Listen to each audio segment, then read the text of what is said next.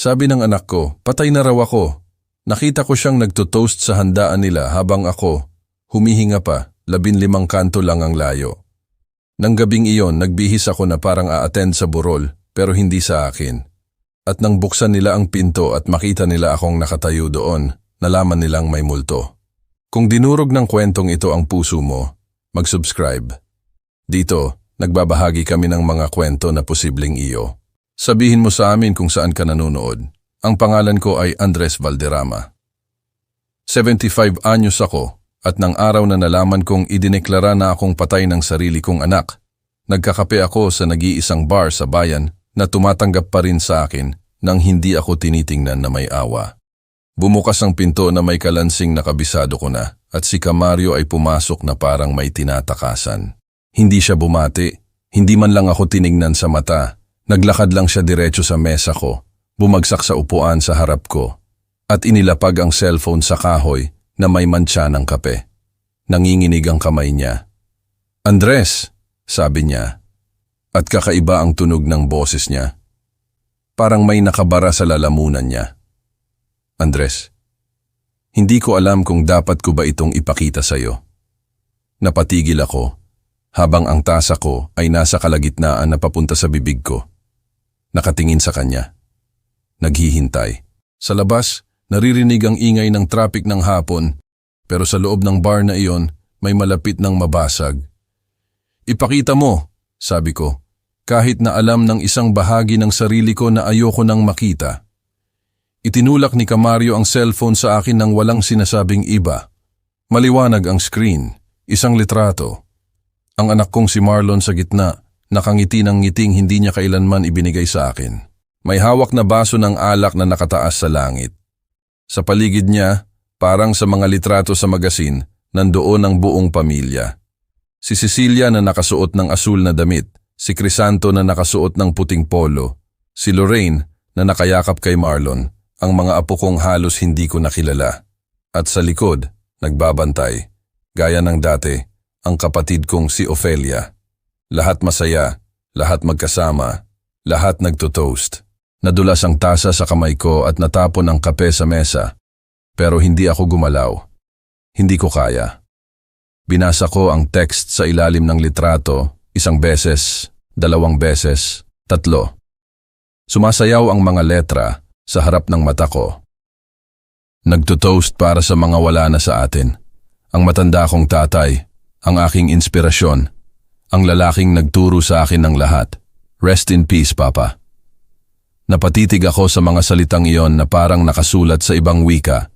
Inabot ni Camario ang kamay niya para kumuha ng mga tissue at nagsimulang punasan ng kape na umaagos na sa sahig, pero paralisado pa rin ako. Rest in peace, anak ko. Sinulat iyon ng anak kong si Marlon at sa ilalim may 143 na tao na naglagay ng puso. 143 na tao na naniniwalang patay na ako o mas malala pa. Wala silang pakialam. Kailan ito? Naibulong ko at ang boses ko ay parang nanggagaling sa napakalayo. Lumunok si Camario. Ngayon, Andres, ngayon. Ang post ay 2 oras pa lang ang nakakaraan, 2 oras.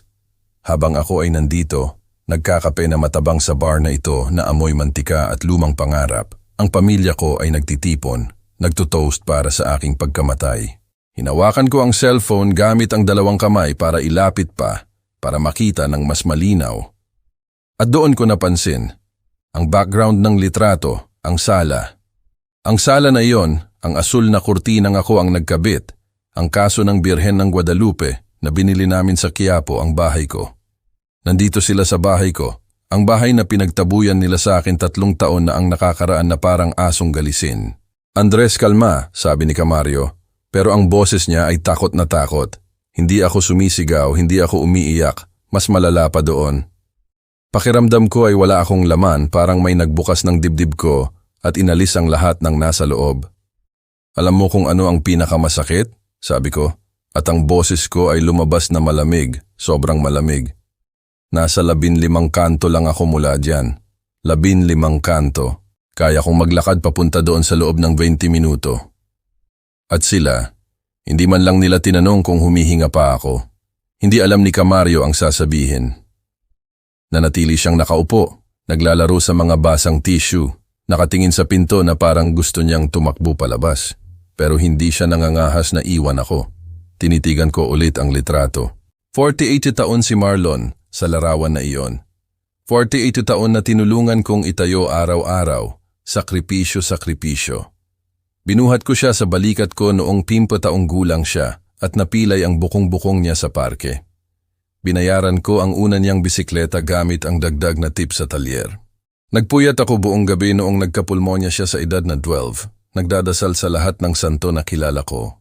At ngayon, nagtataas siya ng baso, napapalibutan ng lahat ng minahal ko.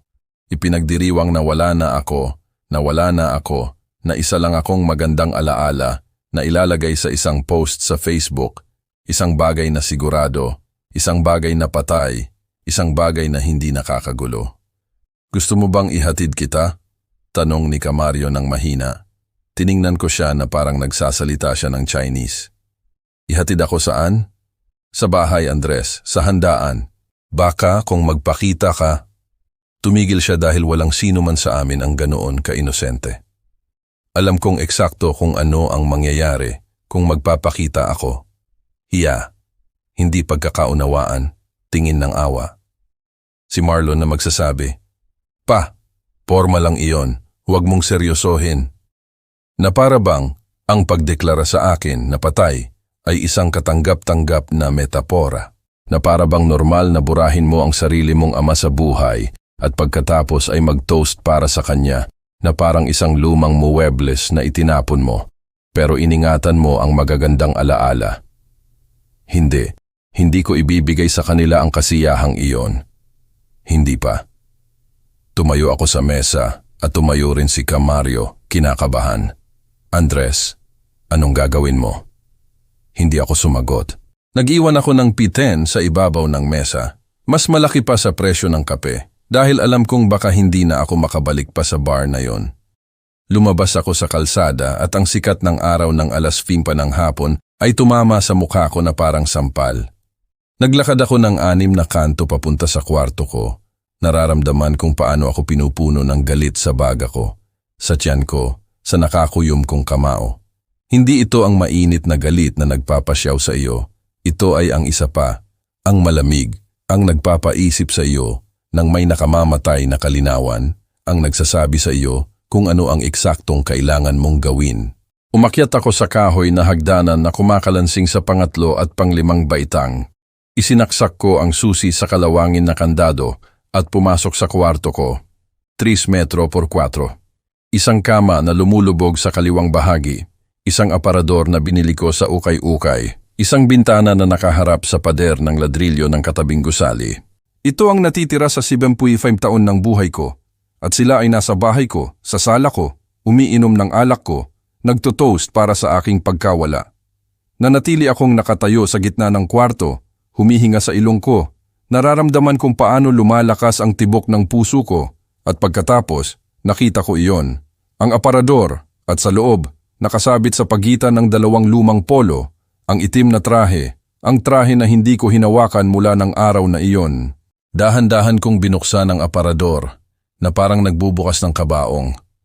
Nandoon ang trahe na isinuot ko, 3 taon na ang nakakaraan nang umalis si Rosalinda sa bahay, kasama ang mga maleta niya, at ang kapatid kong si Julian na naghihintay sa kanya sa ibaba sa kotse. Ang trahe na isinuot ko para umupo ng mag-isa sa walang laman na sala na iyon habang lahat sila ay pumipili kung kaninong panig ang papanigan. At pinili nila ang panig niya, palagi nilang pinili ang panig niya. Hinawakan ko ang tela gamit ang dulo ng mga daliri ko at nakaramdam ako ng isang bagay na hindi ko naramdaman sa loob ng maraming taon. Desisyon. Hindi ako mananatili rito na nakakulong habang inililibing nila ako ng buhay. Hindi ko hahayaan na mag-toast ang anak ko para sa aking pagkamatay nang wala akong sasabihin tungkol dito. Kung gusto nila ng patay, bibigyan ko sila ng isa. Pero sa mga naglalakad, sa mga nagsasalita, sa mga hindi nagpapatawad, tiningnan ko ang oras sa relo sa pader na hindi na gumagana ng maayos. Pero nandyan pa rin dahil ito lang ang nagpapaalala sa akin na may oras. Alas 5:20 na. Ayon sa litrato, nagsisimula pa lang ang handaan. Perpekto. Ayoko na dumating kapag nagtatapos na, kapag pagod na silang lahat at medyo lasing. Gusto kong dumating kapag nasa eksaktong punto sila ng kaligayahan, kapag lahat sila ay relax, sigurado na ang gabing ito ay sa kanila, na kaya nilang ipagdiwang ang gusto nila dahil wala na ang matanda, dahil patay na ang matanda. Inilabas ko ang trahe sa aparador at inilagay sa kama. Inalis ko ang lumakong polo na ginagamit ko araw-araw at habang naghahanda akong umalis naisip ko, ngayong gabi makikita nila ang isang multo. At ang mga multo ay hindi kailanman dumarating na may magandang balita. Para maintindihan mo kung bakit kaya akong burahin ng anak ko sa buhay niya ng napakadali, kailangan kitang dalhin sa isang Huwebes, 20 taon na ang nakakaraan. Isang Huwebes na tumusok sa alaala ko, na parang maliit na piraso ng kahoy na hindi ko kailanman maalis. Nang araw na iyon, nasira ang makina ng pamutol sa talyer ng 2:00 ng hapon. At sinabi sa akin ni Don Esteban, "Andres, umuwi ka na. Wala na tayong magagawa rito." Naglakad ako papunta sa hintuan ng bus na sinasapul ng araw ang batok ko. Iniisip na baka makauwi ako ng maaga, matulog sandali, makita si Rosalinda nang hindi siya masama ang loob dahil nahuli ako. Ang bus ay tumagal ng 20 minuto. Nakatingin ako sa bintana, pagod, na may mga sugat sa kamay at sirang balikat. Hindi ko alam na sa loob ng 20 minutong iyon, malapit nang mabasag ang buhay ko magpakailanman. Bumaba ako sa hintuan ko at nagsimulang maglakad ng 3 kanto papunta sa bahay. Isa itong tahimik na kapitbahayan ng mga bahay na may mababang bakod na pininturahan ng puti, kung saan ang mga kapitbahay ay nagbabatian at ang mga aso ay tumatahol mula sa mga bakuran. Alam ko ang bawat biyak ng kalsadang iyon dahil naglakad na ako roon ng libu-libong beses pauwi mula sa trabaho, laging gabi, laging pagod, laging amoy barnis ang mga kamay. Pero iba ang araw na iyon, umaaraw, may liwanag, at ang liwanag na iyon ang nagpamalas sa akin ng hindi ko nakita noon. Ang kotse ng kapatid kong si Julian ay nakaparada 2 kanto bago ang bahay ko, hindi sa harap, tulad ng dati niyang pagbisita. 2 kanto bago, nakatago sa likod ng isang lumang truck. Napahinto ako. Ang puso ko ay nagsimulang tumibok sa kakaibang paraan, tulad ng alam mo na may mali, pero ayaw mo pang tanggapin kung ano iyon. Isa itong kotse na kulay abo, bagong modelo, na may kumikinang na gulong. Binili ito ni Julian 3 buwan na ang nakakaraan at hindi siya tumitigil sa pagyayabang tungkol dito. "Tingnan mo kuya, ito ang ibinibigay sa iyo ng trabaho sa opisina," sabi niya sa akin minsan, habang tinatapik ang hood, habang sinusubukan kong ngumiti, kahit na nagdurugo ako sa loob. Naglakad ako papunta sa kotse, pinadaan ang kamay ko sa hood. Mainit pa. Kadarating lang niya. Pero bakit nakaparada rito ng malayo? Bakit hindi sa harap ng bahay tulad ng dati? Nagpatuloy ako sa paglalakad pero hindi na ako naglalakad ng normal. Naglakad ako ng dahan-dahan, nagbibigay pansin sa lahat na parang hayop na naaamoy ang panganib. Ang 2 kanto na pinakamahaba sa buhay ko. Nang dumating ako sa bahay, sarado ang gate pero hindi nakakandado. Itinulak ko iyon at ang kalansing ay naging mas malakas kaysa dati. Ang maliit na hardin na inaalagaan ni Rosalinda ng husto ay puno ng lilang bulaklak.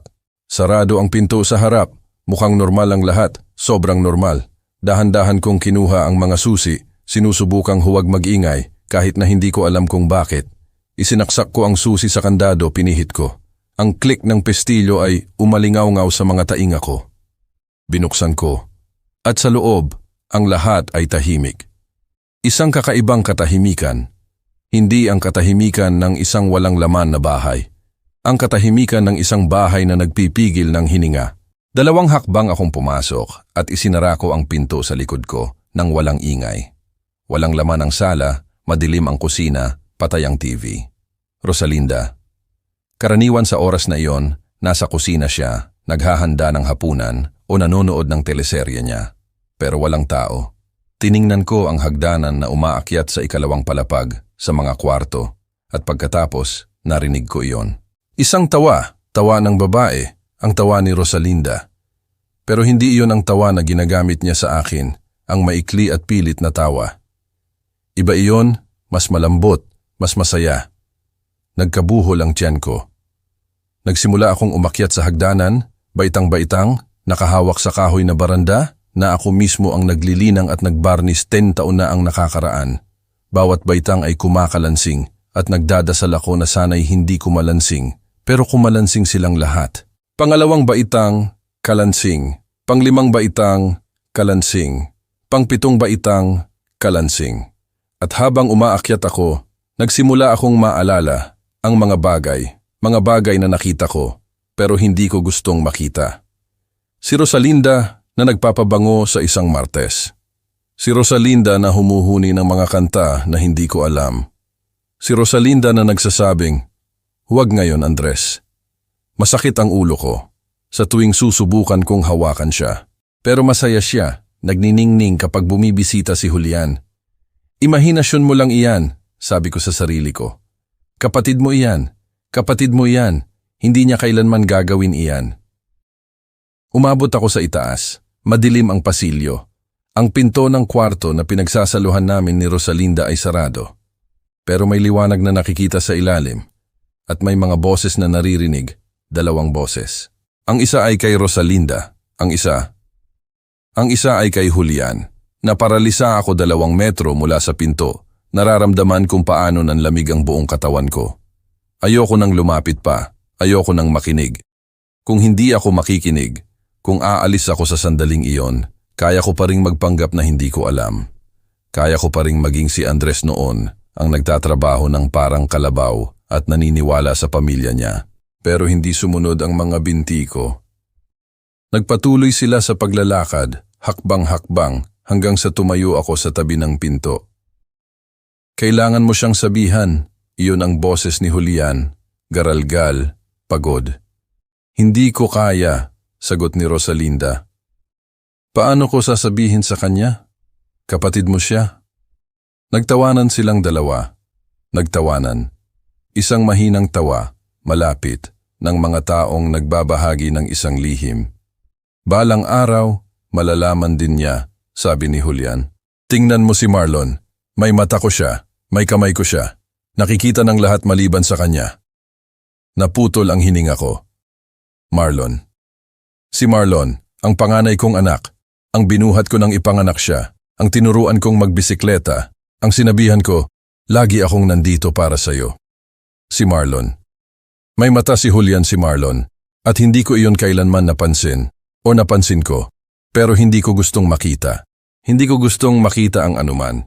"Hindi kailanman mapapansin ni Andres ang anuman," sabi ni Rosalinda.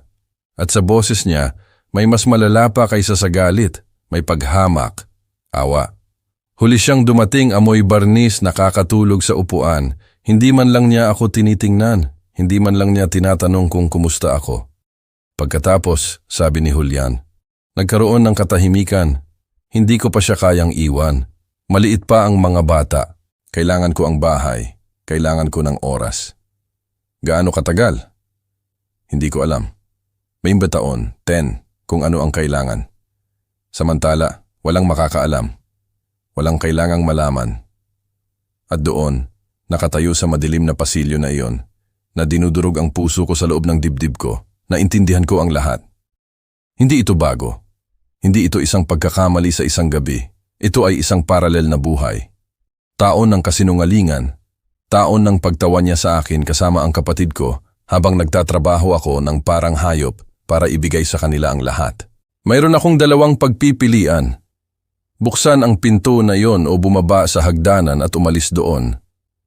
Kung bubuksan ko ang pinto, matatapos ang lahat. Ang kasal, ang pamilya, ang kasinungalingan.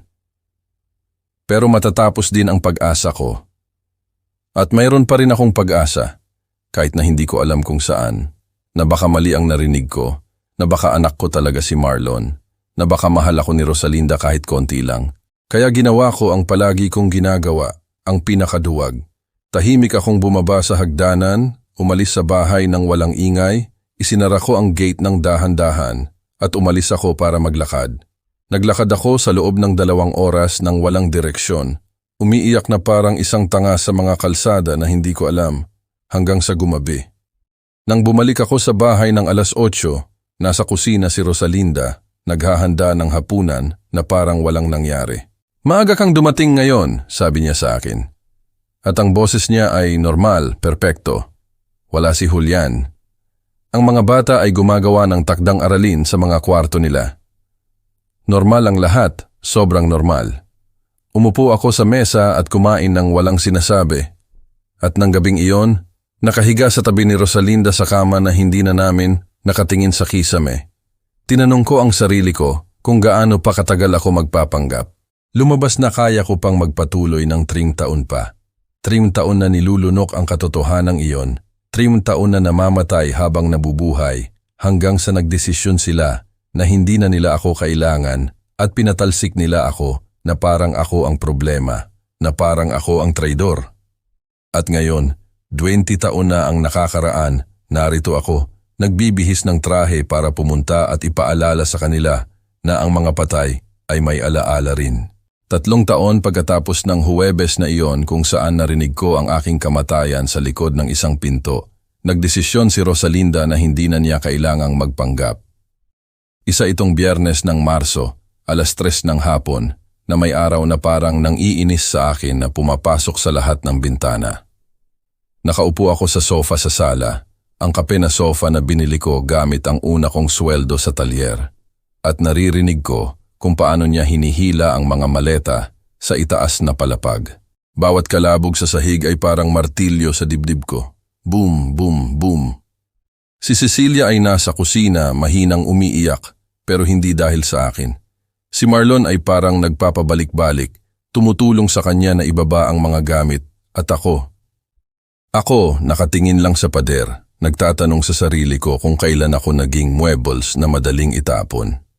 Bumaba si Rosalinda sa hagdanan na suot ang pula niyang damit. Ang ibinigay ko sa kanya para sa kaarawan niya 5 taon na ang nakakaraan, at hindi niya kailanman isinuot para sa akin. May suot siyang lipstick, nakasuot ng mamahaling pabango, bagong ayos ang buhok, mukha siyang maganda, mukha siyang masaya, at ang kaligayahang iyon ay mas masakit kaysa sa anumang insulto. Dumaan siya sa tabi ko nang hindi ako tinitingnan, hinihila ang isang malaking maleta, at inilapag iyon sa tabi ng pinto. Bumalik siya sa itaas, nagbaba ng isa pang maleta, at isa pa, 4 sa kabuuan. 4 na maleta, na puno ng buhay na binuo namin ng magkasama, sa loob ng halos 50 taon. Nang matapos, tumayo siya sa harap ko at itinaas ko ang tingin ko. "May sasabihin ka ba?" tanong niya. "Ano ang gusto mong sabihin ko?" Sagot ko, basag ang boses. Kinuha niya ang isang puting sobre mula sa bag niya at ibinaba iyon sa coffee table. "Nandoon ang lahat ng kailangan kong sabihin sa'yo. Wala akong ganang makipag-away, Andres. Pagod na ako." At tumalikod siya para umalis. Kinuha ko ang sobre na nanginginig ang mga kamay. Binuksan ko. Isang liham na 2 pahina na may perpekto niyang sulat kamay. Ang sulat kamay na noon ay nagsusulat sa akin ng mga liham ng pag-ibig noong magkasintahan pa kami. "Andres, hindi na kita mahal. Kung minahal man kita, hindi iyon sapat. Mas pinasasaya ako ni Julian sa paraang hindi mo kailanman nagawa. Hindi kita sinisisi, hindi ka lang ang lalaking kailangan ko. Hihilingin ko ang bahay dahil nasa pangalan ko iyon. Sana maintindihan mo, Rosalinda." Binasa ko iyon ng 3 beses habang dumadaan si Marlon sa tabi ko. May dalang isa pang kahon. Hindi man lang niya ako tiningnan. Tumingin ako at nakita si Cecilia sa pinto ng kusina. Pinupunasan ng mga mata niya gamit ang panyo. "Anak," sabi ko, at ang boses ko ay parang pagsusumamo. Umiling siya. "Pa, huwag mo nang pahirapan pa. Napagdesisyunan na iyan. Napagdesisyunan na iyan at wala akong masasabi."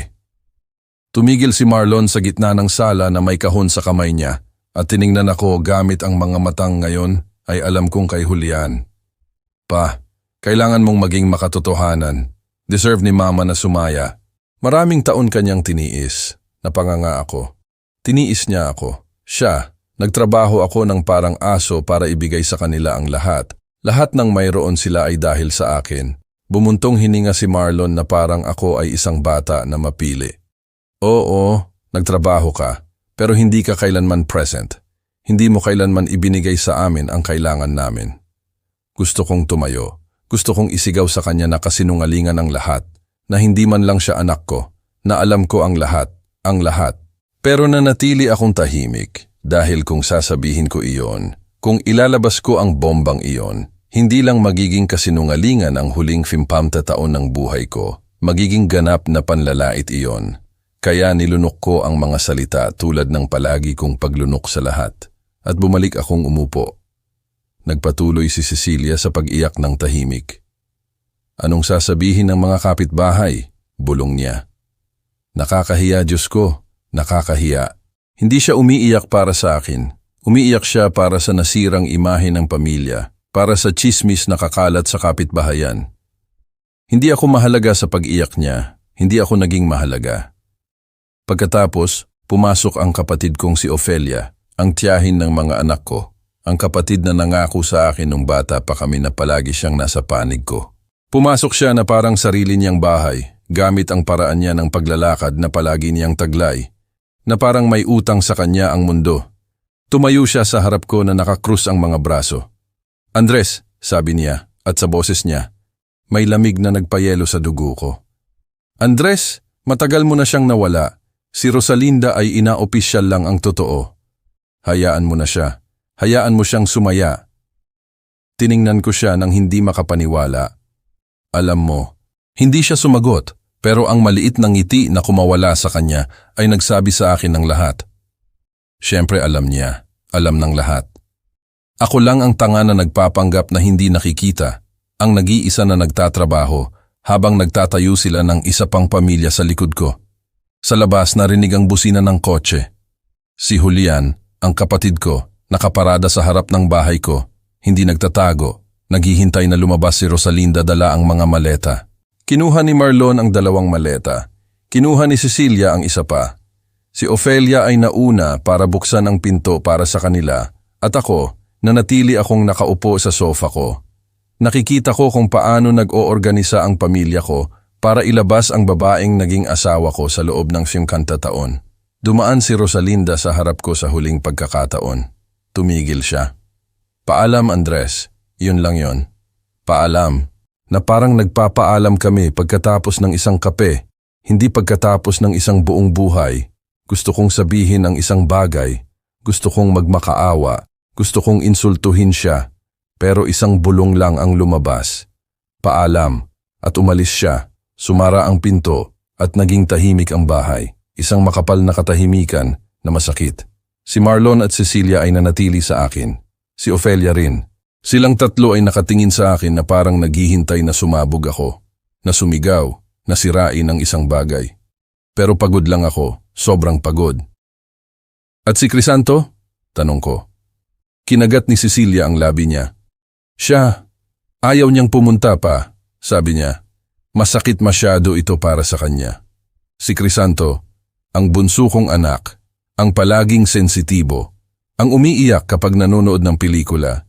Hindi siya pumunta dahil masakit masyado para sa kanya, hindi para sa akin. Humihik si Marlon. Pa, kailangan nating pag-usapan ang bahay. Ano ang pag-uusapan? Ang bahay ay nasa pangalan ni Mama. Mana iyon sa nanay niya. Legal? Kanya iyon. Naramdaman ko kung paano sumikip ang lalamunan ko, pero inayos ko iyan. Ako ang nagpinta ng mga pader na ito. Ako ang nagpalit ng mga tubo. Ako ang naglagay ng bagong bubong noong umuulan. Ako? Wala na iyon pa. Legal, hindi iyan sa iyo. Umupo si Ofelia sa isa pang sofa, ang palaging kay Rosalinda. Andres, maging makatwiran ka. Anong gagawin mo rito mag-isa? Masyadong malaki ang bahay para sa iyo. Kailangan iyan ni na Rosalinda at Julian. May mga plano sila. Plano. Ang salita ay lumabas sa akin na parang dura. Anong klaseng plano? Lumapit si Cecilia at inilagay ang kamay niya sa balikat ko. Pero ang galaw ay naramdaman na peke, ensayo. Pa, maninirahan na silang magkasama. Mas mabuti na maghanap ka ng mas maliit na lugar, Isang bagay na kaya mong panatilihin gamit ang pensyon mo sa talyer. Tutulungan ka namin. Ayoko ng tulong ninyo, sabi ko. At tumayo ako sa sofa sa unang pagkakataon sa loob ng 2 oras. Nanginginig ang mga binti ko. Wala akong kailangan mula sa inyo. Bumuntong hininga si Marlon, pagod na parang ako ay isang matigas ang ulo na matanda na hindi nakakaintindi ng dahilan. Pa, huwag kang maging mapagmataas. Bibigyan ka ni Mama ng 2 buwan para maghanap ng iba. Sapat na ang oras iyan. 2 buwan. Binigyan nila ako ng 2 buwan para mawala sa bahay kung saan pinalaki ko ang mga anak ko, kung saan inilibing ko ang mga pangarap ko, kung saan ako tumanda, naniniwalang sa huli, mamamatay ako na napapalibutan ng pamilya. 2 buwan na parang ako ay isang nangungupahan na may utang. Tumayo rin si Ofelia. Andres, ito ang pinakamabuti. Makikita mo, minsan kailangan mong bitawan para makapamuhay ng payapa. At umalis silang 3. Iniwan nila akong mag-isa sa bahay na iyon na hindi na magiging akin sa sala na puno ng mga multo. 2 buwan na ang nakakaraan, dumating si Marlon dala ang mga papeles. Legal na papeles, pinirmahan ng abogado na may selyo ng hukuman. Kailangan mong pumirma rito pa, at rito, at rito. Pumirma ako nang hindi nagbabasa manhid ang kamay ko. Saan ka pupunta? Sa isang kwarto na nakita ko sa itaas ng isang hardware store. Sumimangot si Marlon. Isang kwarto pa? Kaya kong... Pinutol ko siya. Ayoko ng anuman mula sa iyo. Kinuha ko ang 2 kahon kung saan inilagay ko ang lahat ng natitira sa 72 taon ng buhay ko at umalis sa bahay na iyon sa huling pagkakataon. Walang dumating para magpaalam, walang umiyak, walang nagsabi, "Pa, manatili ka, ayusin natin ito." Naglakad ako ng 6 na kanto dala ang mabigat na mga kahon na iyon, pinagpapawisan na dinudurog ang puso ko sa bawat hakbang. At nang dumating ako sa kwarto na 3x4 metro, nang isara ko ang pinto sa likod ko, umupo ako sa malamig na sementadong sahig at doon ko lang napagtanto. Inilibing nila ako ng buhay at hindi man lang sila nagkaroon ng desensya na abisuhan ako. Ang kwarto kung saan ako nakatira ay 3 metro por 4 ang sukat. 5 hakbang ang haba, 4 ang lapad. Sinukat ko iyon gamit ang mga paa ko ng unang gabi. 3 taon na ang nakakaraan nang hindi pa rin ako makapaniwala na ang butas na iyon ay ang bago kong tahanan.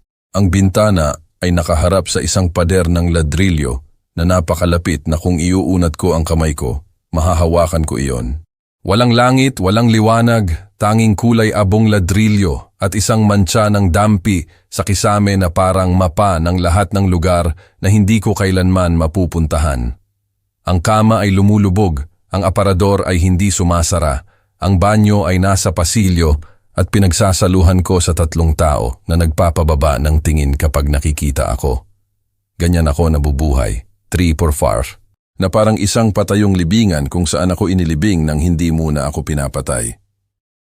6 na buwan na ang nakakaraan nang maubusan ako ng pera mula sa pensyon ko 3 araw bago matapos ang buwan.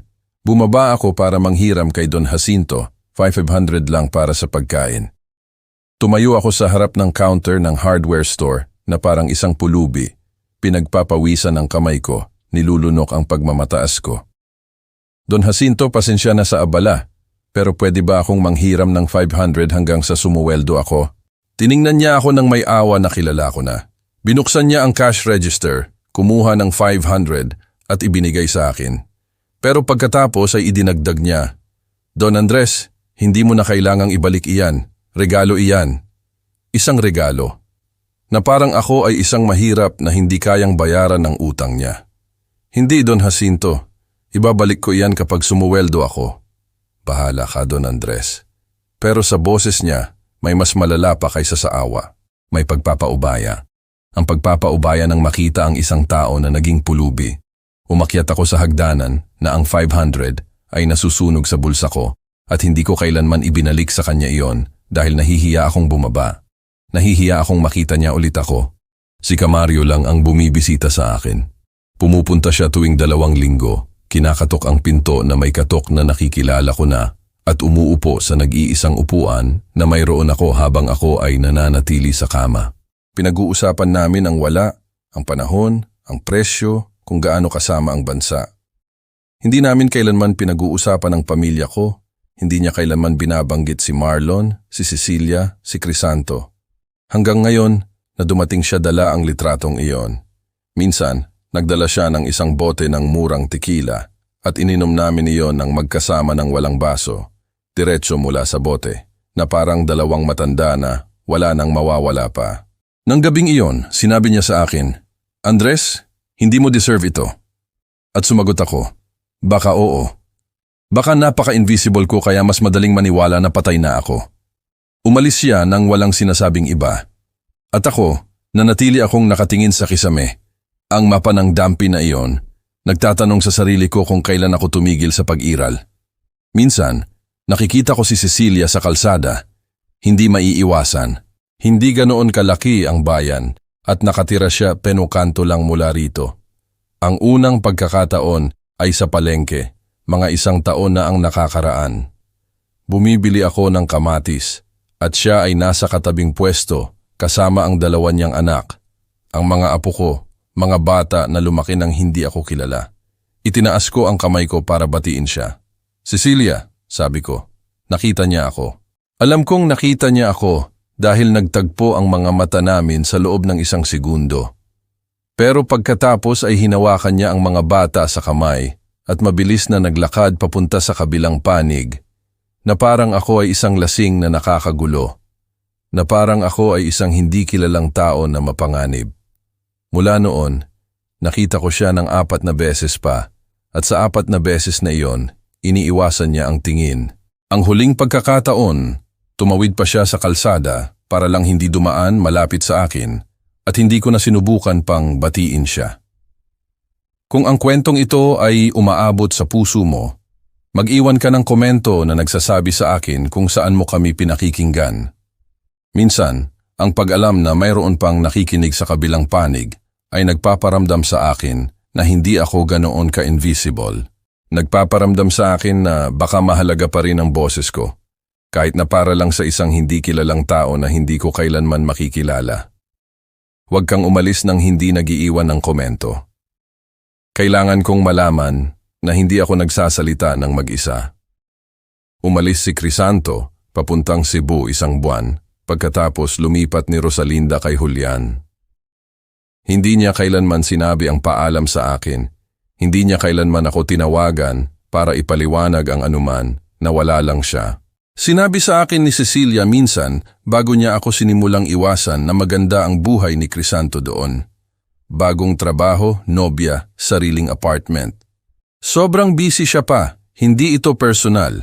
Pero syempre personal iyon kapag binubura mo ang sarili mong ama sa buhay mo nang walang salita, walang tawag, walang text message na nagsasabing, "Pa, pasensya na." Iyon ang pinaka-personal na bagay na mayroon. Sinubukan ko siyang tawagan ng 2 beses. Sa 2 beses na iyon, dumiretso sa voicemail. Sa pangatlong pagkakataon, wala na ang numero niya. Nagpalit siya ng numero para lang hindi niya na kailangang marinig ang boses ko. Mas masakit iyon kaysa sa katahimikan. Mas masakit iyon dahil isa itong aktibong desisyon. Hindi niya ako kinalimutan. Binuwag niya ako.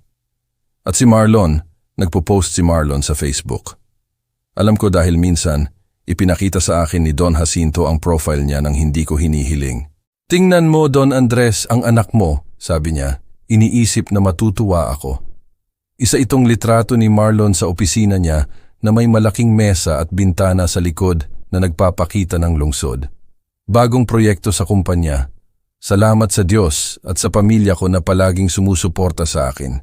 Ang pamilya ko. At sa mga nakatag na litrato, nandoon si Rosalinda at Julian. Silang 3 magkasama na parang sila ang perpektong pamilya, na parang hindi ako kailanman nag-iral, na parang ang 50 taon na ginugol ko sa pagtatrabaho para sa kanila ay isang panaginip na ginising ng lahat maliban sa akin.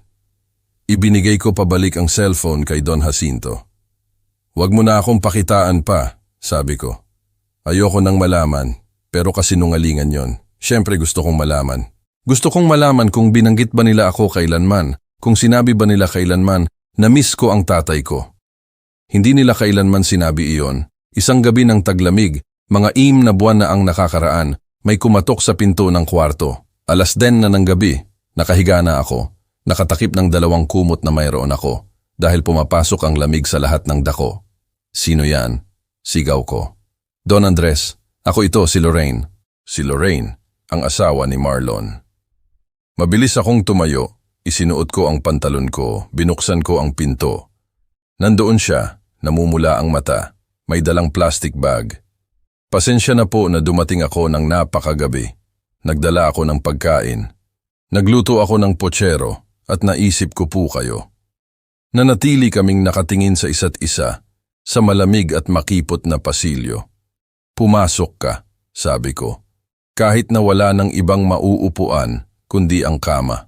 Pumasok siya, inilapag ang bag sa mesa, na mas parang isang kahon na kahoy at nanatiling nakatayo, nakatingin sa paligid. Nakita ko kung paano napuno ng luha ang mga mata niya. Don Andres, patawarin po ninyo ako, sabi niya at nabasag ang boses niya. Patawarin po ninyo ako. Hindi ko po alam na ganito pala ang buhay ninyo. Sabi po sa akin ni Marlon, maayos lang po kayo na may maliit na apartment, pero marangal na gusto nyo pong mapag-isa. Pero ito, hindi ito marangal. Ito ay, hindi niya tinapos ang pangungusap, pero alam ko kung ano ang sasabihin niya. Ito ay isang kahirapan. Ito ay isang butas kung saan namamatay ang mga matatanda na wala ng halaga. Huwag kang mag-alala anak, sabi ko, kahit na lumabas ang boses ko na nanginginig. Maayos lang ako, maliit lang, pero sa akin. Umiling siya. Kakausapin ko po si Marlon. Sasabihin ko po sa kanya na kailangan niya kayong tulungan na hindi ito tama. Hinawakan ko ang kamay niya. Huwag kang magsalita ng anuman, pakiusap, ayoko ng gulo. Umiyak siya sandali pa, niyakap ako ng mahigpit at umalis. Hindi na siya bumalik, naghintay ako. Bawat gabi, sa loob ng 2 linggo, nakinig ako sa mga yabag sa pasilyo, iniisip na siya iyon pero hindi. Hindi na bumalik si Lorraine at naintindihan ko. Ipinagbawal ni Marlon ang pagpunta niya. Sinabi ni Marlon sa kanya na ako ay isang saradong paksa na pinili kong mabuhay ng ganito, na kung tutulungan niya ako, ginagawa niya lang ako ng pabor na hindi ko deserve.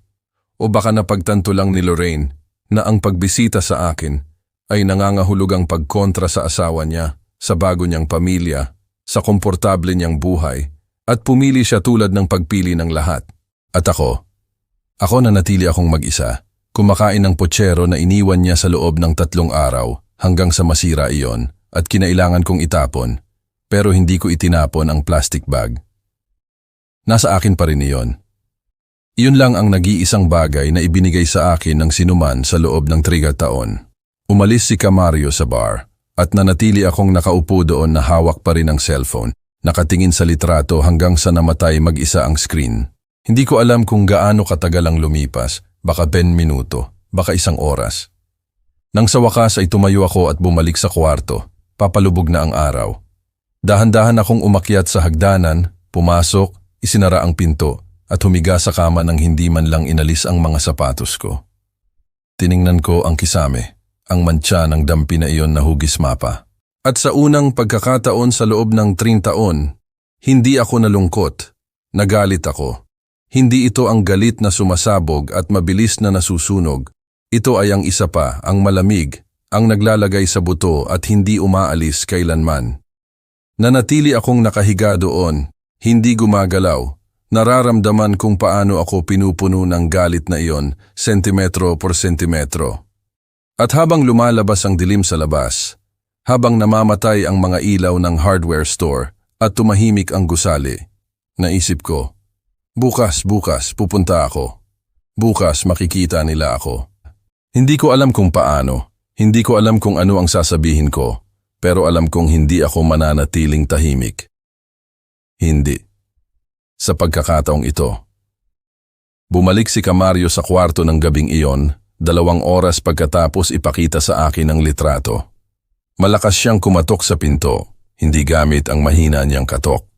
Nang magbukas ako, May dala siyang bote ng tekila sa kamay at mukha ng isang tao na may dalang sobrang bigat. Kailangan kitang sabihan ng isang bagay, sabi niya nang hindi bumabati. Itinutulak ang pinto at pumapasok. Isang bagay na dapat ko nang sinabi sa iyo mga taon na ang nakakaraan, pero duwag ako, Andres. Buong buhay ko, naging duwag ako. Umupo siya sa nag-iisang upuan at binuksan ang bote. Uminom siya ng mahaba, diretso mula sa bunganga at ipinasa sa akin. Kakailanganin mo ito. Kinuha ko ang bote, sinunog ng tekila ang lalamunan ko, pero wala akong sinabi. Umupo ako sa kama sa harap niya, naghihintay, at sa paraan niya ng pag-iwas na tumingin sa mata ko, alam kong ang darating ay sasaktan ako. Tungkol ito kay Ofelia, sabi niya sa wakas. Pinupunasan ang bibig niya gamit ang likod ng kamay niya. Ang kapatid mo. Naramdaman ko ang isang malamig na bagay na bumaba sa likod ko. Anong nangyayari kay Ofelia? Hininga ni Camario na parang malapit na siyang tumalon mula sa bangin. Alam niya. Andres, alam niya mula sa simula ang affair ni Rosalinda kay Julian. Hindi lang niya alam, tinulungan niya iyon. Napatitig ako sa kanya nang hindi nakakaintindi. O baka hindi ko gustong intindihin. Tinulungan. Paano? Si Ofelia ang nagtakip kay Rosalinda. Kapag sinasabi ni Rosalinda na pupunta siya sa bahay ng isang kaibigan, si Ofelia ang kasama niya bilang dahilan. Kapag nagkikita sina Julian at Rosalinda sa mga motel, si Ofelia ang gumagawa ng mga palusot, mga shopping trip, mga medical appointment, lahat. Muntik nang mahulog ang bote sa kamay ko. Paano mo nalaman iyan? Hinimas ni Camario ang mukha niya, pagod, nahihiya, dahil ang asawa ko, rest in peace, ay kaibigan ni Ofelia. At isang hapon, mga 15 taon na ang nakakaraan, ikinuwento ni Ofelia sa kanya. Ikinuwento niya ng tumatawa. Andres, tumatawa. Sabi niya, nakakatuwa raw makita kung paano hindi mo napapansin ang anuman, kung paano ka nagtatrabaho ng parang kalabaw, habang kinakain ng kapatid mo ang asawa mo sa sarili mong bahay. Ikinuwento sa akin ng asawa ko ng gabing iyon, umiiyak, hinihiling na sabihin ko sa iyo, pero natakot ako. Takot na ilagay iyon sa ulo mo, takot na sirain ka. At ngayon, nakikita ko na naging tanga ako dahil sinira ka pa rin nila, pero nang hindi mo nalalaman ang katotohanan. Uminom ako ng mahaba sa tekila. 2, 3. Hanggang sa ang hapdi sa lalamunan ko ay mas malakas pa kaysa sa hapdi sa dibdib ko. Bakit? Tanong ko. Basag ang boses. Bakit gagawin iyon ni Ofelia? Kapatid ko siya, lumaki kaming magkasama. Ako, palagi ko siyang inalagaan. Umiling si Camario. Nandoon ang problema, Andres. Palagi mo siyang inalagaan. Ikaw ang kuya, ang nakatanggap ng talyer mula sa tatay mo, ang nagkaroon ng negosyo. Palaging inggit sa iyo si Ofelia. Si Julian ang paborito niya dahil katulad niya ito, naghihinagpis, bitter, palaging gusto ang mayroon ka. Nang magsimula si Julian kay Rosalinda, nakakita si Ofelia ng pagkakataon, isang paraan para sirain ang binuo mo, isang paraan para maghiganti dahil pinili ka ng tatay mo para manahin ang talyer. Ang galit ay nagsimulang umakyat sa akin mula sa isang malalim, madilim na lugar na hindi ko alam na nag-iiral. Nyakap niya ako nang umalis si Rosalinda. Sabi niya, magiging maayos ang lahat. Lahat ay kasinungalingan, sabi ni Camario. Lahat ay kasinungalingan mula sa simula. At mayroon pa. Tiningnan niya ako ng diretso sa mata sa unang pagkakataon. Si Ofelia ang kumumbinsi kay Rosalinda na hingi ng bahay. Siya ang nagsabi, nasa pangalan mo ang bahay. Palayasin mo na siya. Wala na siyang silbi. Si Ofelia ang naghanap ng abogado na nagpatalsik sa iyo sa sarili mong bahay sa loob ng 2 buwan. At si Ofelia ang pumunta para kausapin si Marlon, si Cecilia, si Crisanto isa-isa para sabihin sa kanila na ikaw ay isang tapos na tao na ang pagpapaalis sa iyo ay isang gawa ng awa. Bawat salita ay parang isang kalawangin na pako na pumapasok sa katawan ko. Paano mo nalaman ang lahat ng iyan? Dahil ikinuwento sa akin ni Lorraine, ang manugang mo. Pumunta siya sa akin ilang buwan na ang nakakaraan, desperado, nagsasabing hindi na siya makapagtago pa. Humingi siya ng tawad. Hiningi niya na sabihin ko sa iyo, pero duwag ulit ako. Tumayo ako sa kama, nanginginig ang mga binti ko. Naglakad ako ng 5 hakbang papunta sa bintana na nakaharap sa pader ng ladrilyo at nanatili ako doon, nakatingin sa wala. Nararamdaman kung paano nagigiba ang lahat ng inakala kong alam ko tungkol sa buhay ko. Si Ofelia, ang kapatid ko, ang tiyahin ng mga anak ko, ang nagsasabi sa akin, ang pamilya ang pinakamahalaga. Ang umiiyak sa mga kaarawan na inaalala ang mga magulang namin, ang yumayakap sa akin at nagsasabing, Kuya, palagi akong nandito para sa iyo. Lahat ay kasinungalingan, lahat ay inarte. Ikamtataon ng kasinungalingan, hinawakan ko ang window frame dahil naramdaman ko na kung hindi ako hahawak sa isang bagay, babagsak ako. Sinira niya ako, sabi ko ng mahina, ang sarili kong dugo ang sumira sa akin. Oo, sabi ni Camario sa likod ko. At nag-enjoy siyang gawin iyon. Humarap ako. Alam ba ng mga bata? Alam ba nina Marlon, Cecilia, Crisanto na minanipula sila ni Ofelia? Nagkibit balikat si Camario. Hindi ko alam. Baka oo. Baka wala silang pakialam. Baka para sa kanila, mas madaling maniwala na ikaw ang problema, na ikaw ang nagkamali, na ikaw ang hindi naging mabuting ama. Dahil kung tatanggapin nila ang katotohanan, kailangan nilang tanggapin na nagkamali sila sa kanilang ama at masakit iyon. Mas madaling patuloy na maniwala sa kasinungalingan. Kinuha ko ang bote ng tequila at inubos ko iyon sa 3 lagok. Sinunog ako ng alak pero hindi ako nalasing. Walang makakalasing sa akin sa sandaling iyon. Sobrang gising ako, sobrang maliwanag ang isip, sobrang alam ang lahat ng ginawa nila sa akin at ng lahat ng inalis nila sa akin. Naalala ko ang mga eksena, daan-daang eksena na ngayon ay may ibang kahulugan. Si Ofelia na bumibisita sa bahay bawat weekend. Si Ofelia na dinadala si Rosalinda sa pamimili. Si Ofelia na nagsasabi sa akin, Andres, hayaan mo siyang huminga. Huwag kang masyadong siloso. Si Ofelia na nag-oorganisa ng mga family dinner kung saan laging nandoon si Julian. Si Ofelia na niyayakap si Marlon at sinasabing, ang laki ng pagkakapareho mo kay Tio Julian, alam mo ba? Na parang isang inosenteng papuri, na parang hindi niya ipinapahid sa mukha ko ang isang bagay na hindi ko naintindihan. Nandoon ang lahat. Ang lahat ng senyales ay nandoon. At ako, bulag, bingi, tanga, hindi ako nakakita ng anuman o hindi ko gustong makita. Dahil ang makita iyon ay nangangahulugang tanggapin na kinamumuhian ako ng sarili kong pamilya, na ang sarili kong dugo ay gustong makita akong bumagsak at masyadong nakakatakot iyon para iproseso. Bakit mo sinasabi sa akin ngayon? Tanong ko kay Camario. Bakit ngayon? Bakit pagkatapos ng lahat ng taon na ito? Tumayo siya sa upuan, naglakad papunta sa akin at inilagay ang kamay niya sa balikat ko. Dahil nang makita ko ang litratong iyon ngayon, nang makita ko ang anak mo na nagtutoast para sa kamatayan mo kasama ang buong pamilya mo, kasama si Ofelia, napagtanto ko na hindi na ako makapagtago pa, hindi na ako makakapit pa sa katahimikang ito. May karapatan kang malaman ang katotohanan, Andres. Ang buong katotohanan. Bago ka mamatay ng totoo, bago ka ilibing nang hindi ka nagkaroon ng pagkakataong ipagtanggol ang sarili mo. Pinunasan ko ang mga mata ko gamit ang manggas. Hindi ko alam kung kailan ako nagsimulang umiyak. Hindi ko alam kung anong gagawin ko rito, sabi ko. Hindi ko alam kung anong gagawin ko sa sobrang pagtataksil. Hinigpitan ni Camario ang balikat ko. Gawin mo ang kailangan mong gawin, pero huwag kang mamatay ng tahimik, Andres. Huwag mong ibigay sa kanila ang kasiyahang iyon. Idineklara ka nilang patay. Pumunta ka at ipakita sa kanila na ang mga patay ay may boses din. Umalis siya nang walang sinasabing iba. Sumara ang pinto at nanatili akong mag-isa ulit. Pero hindi na ako ang parehong mag-isa noon.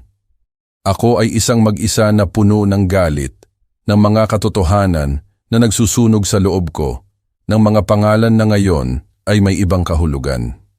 Si Ofelia, ang kapatid ko, ang yumakap sa akin habang isinasaksak sa likod ko ang kutsilyo, ang sumira sa pamilya ko, habang sinasabi sa akin na mahal niya ako, ang nandoon sa handaan ngayon, nagtotoast para sa akin, alam ang lahat ng ginawa niya sa akin. Nang gabing iyon, hindi ako natulog. Nanatili akong nakaupo sa kama, nakatingin sa pader. Nararamdaman kung paano naging peke ang lahat ng pinaniniwalaan ko tungkol sa buhay ko. At habang nagsisimulang sumikat ang araw sa walang silbi na bintana na iyon, habang nagsisimulang umingay ang hardware store sa ibaba, kasama si Don Jacinto na nagbubukas ng mga bakal na grill, gumawa ako ng desisyon. Hindi ako mananatiling tahimik. Hindi ako mamamatay nang hindi nila nalalaman na alam ko ang lahat. Bawat kasinungalingan, bawat pagtataksil, bawat saksak sa likod. Pupunta ako sa handaan na iyon, tatayo ako sa harap nilang lahat at sasabihin ko sa kanila ang katotohanan. Hindi dahil sa paghihiganti. Well, baka konti dahil sa paghihiganti. Pero higit sa lahat, dahil kailangan kong ilabas ito mula sa loob ko. Dahil kung hindi ko sasabihin iyon, kung hindi ko isisigaw iyon, mabubulok ako sa loob.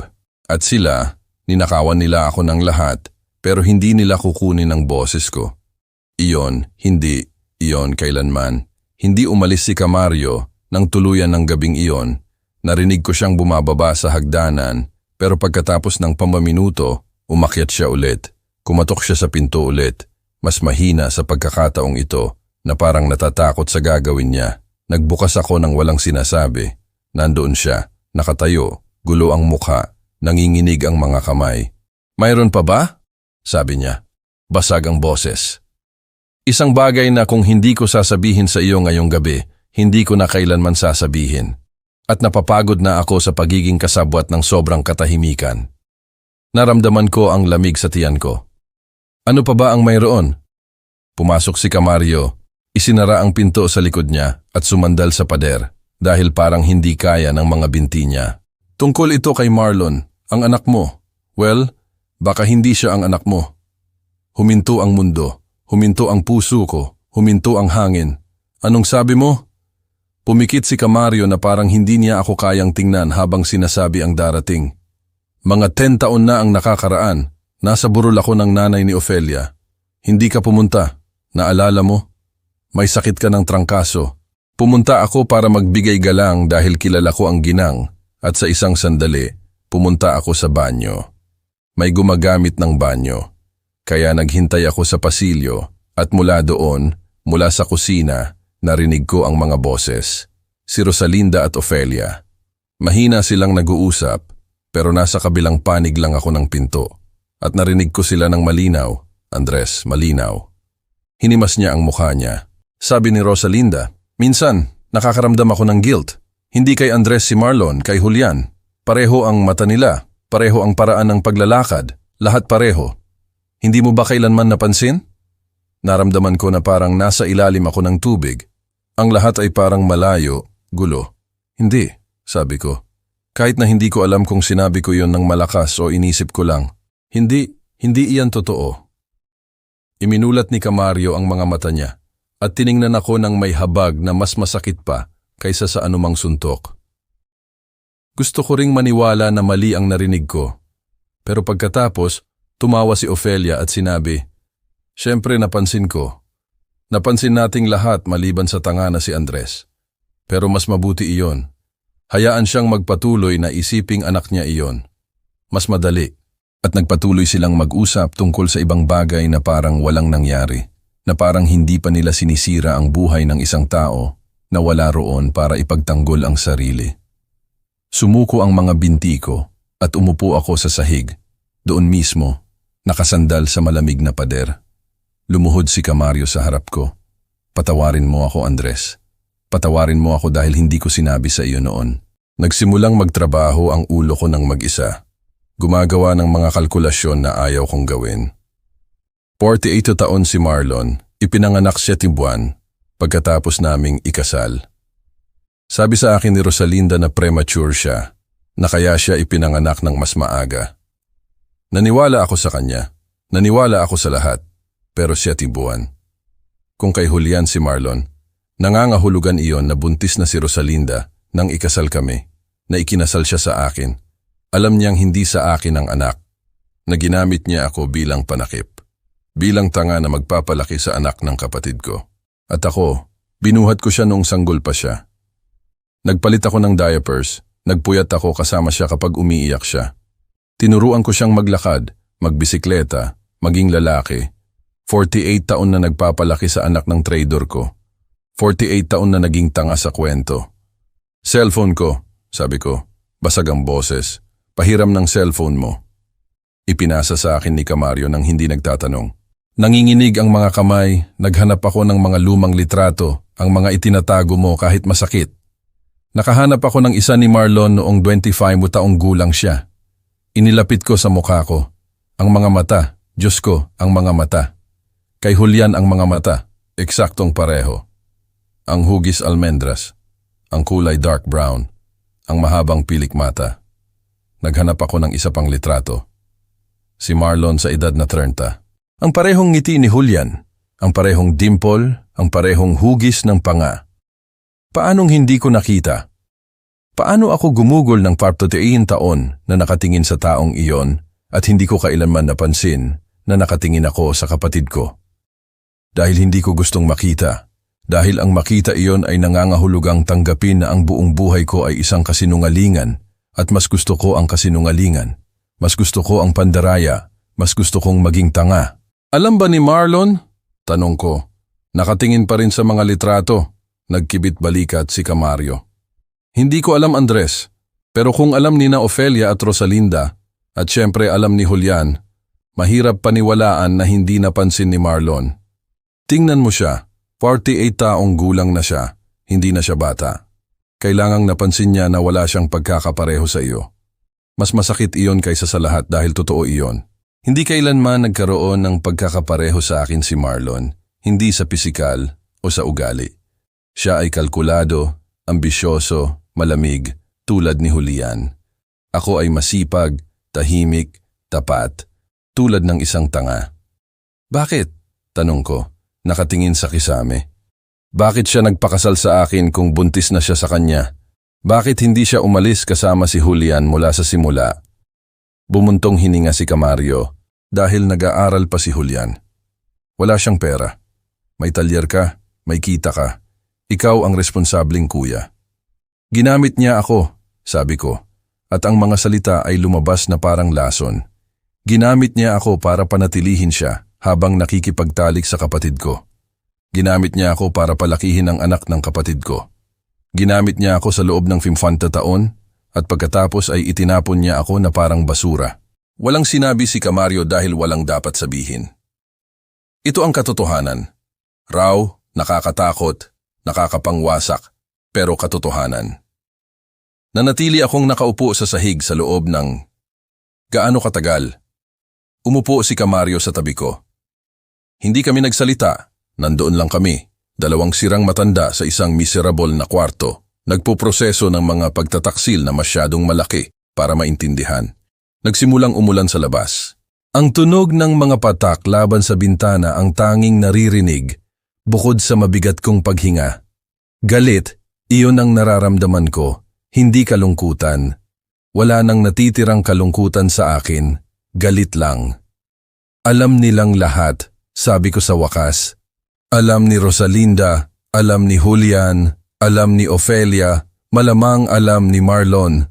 At ako ang nag-iisang tanga na nagtrabaho ng parang kalabaw, na sinira ang likod ko, na nagpakamatay para sa isang pamilya na hindi man lang sa akin, para sa isang anak na malamang na kinamumuhian ako dahil hindi ko man lang siya ama. Inilagay ni Camario ang kamay niya sa balikat ko. Huwag mong sabihin yan. Ikaw ang ama niya, Andres. Ikaw ang nagpalaki sa kanya. Ikaw ang nag-alaga sa kanya. Ang dugo ay hindi ang nagpapaging ama. Ang pag-ibig ang nagpapaging ama. Pag-ibig, idinaing ko ang salita. Hindi niya ako mahal. Idineklara niya akong patay. Nag-toast siya para sa akin na parang ako ay isang magandang alaala ng nakaraan. Iyon ba ay pag-ibig? Hindi alam ni Camario kung anong isasagot dahil tama ako at alam naming dalawa iyon. Tumayo ako sa sahig, pinagpag ang pantalon ko, hinugasan ang mukha ko sa maliit na lababo na mayroon ako sa isang sulok. Ang malamig na tubig ay nagpalinaw sa isip ko. Nang tumingin ako sa sirang piraso ng salamin, nakita ko ang isang matanda, pagod, traidor.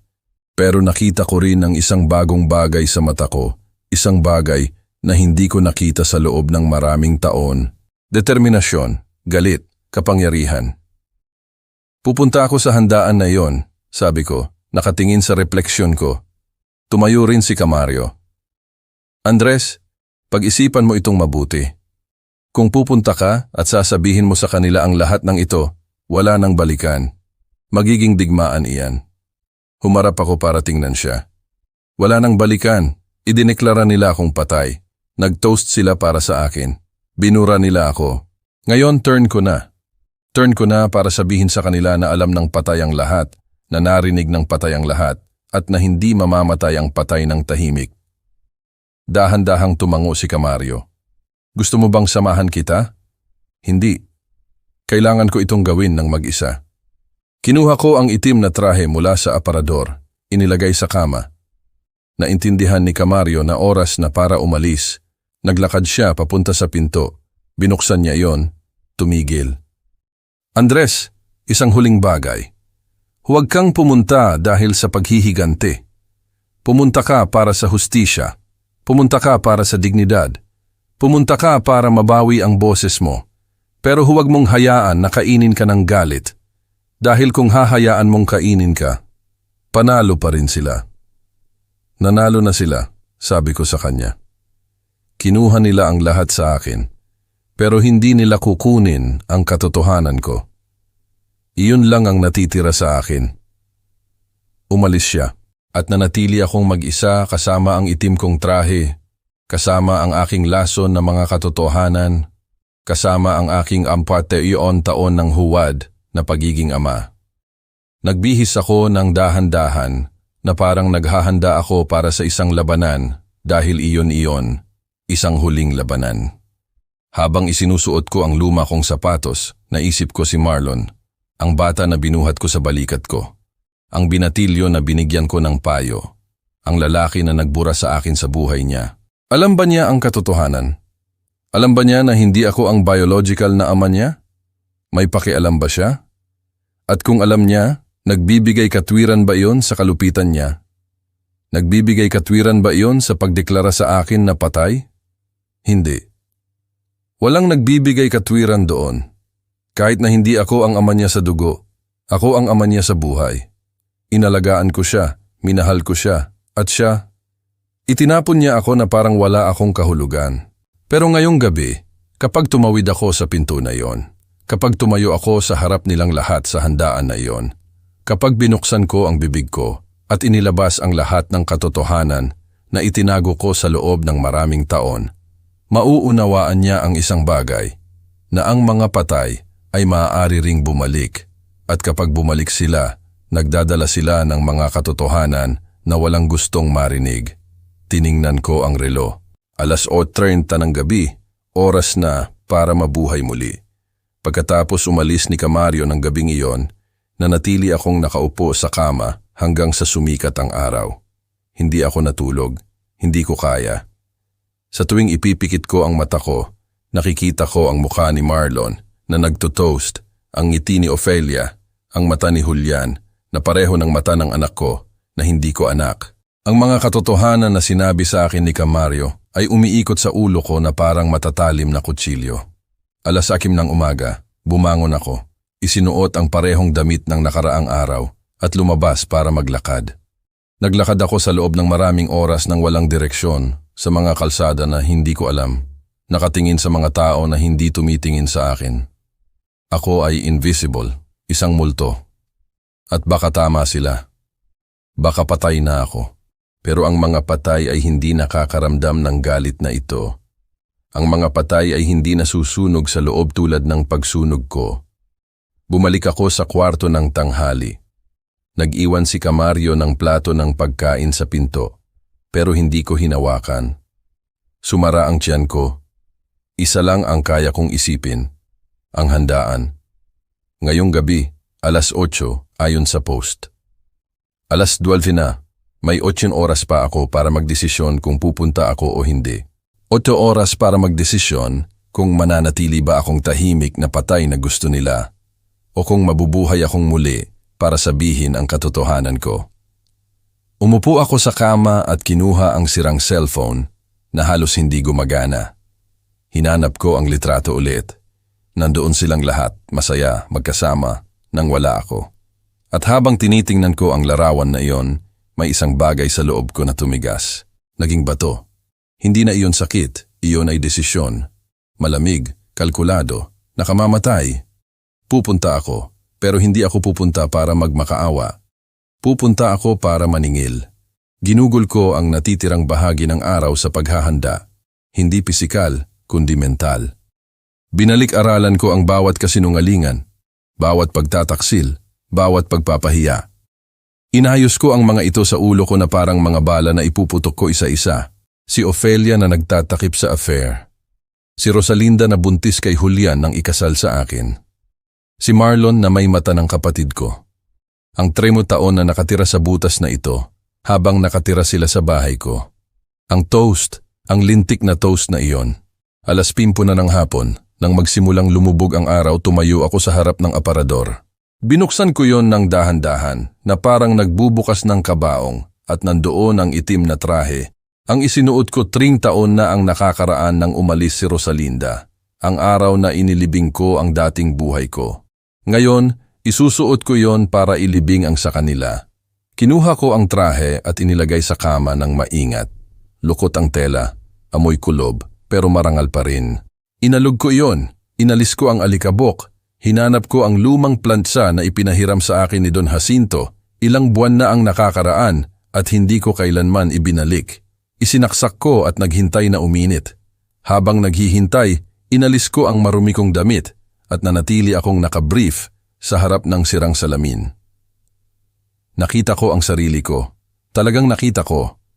Isang matanda na 75 taong gulang, payat, na lumalabas ang buto-buto, na nakalawit ang balat, na may mga mantsa sa braso, na may mga peklat sa kamay mula sa mga tao ng pagkakarpintero. Ito ako. Ito ang natitira sa taong minsan ay si Andres Valderrama. Pero sa mata ko may bagong bagay. Apoy. May apoy pa rin. Pinlantsa ko ang trahe ng maingat.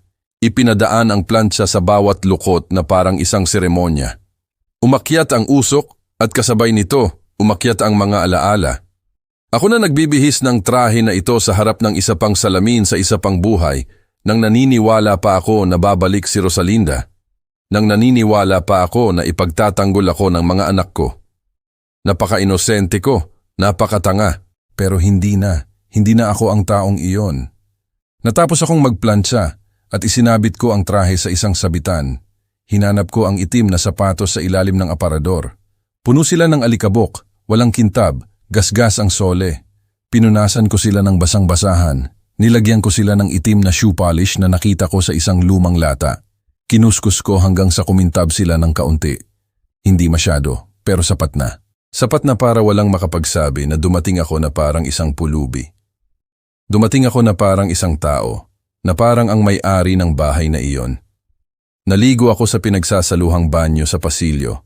Malamig ang tubig tulad ng dati, pero wala akong pakialam. Kinuha ko ang balat ko gamit ang murang sabon hanggang sa sumakit.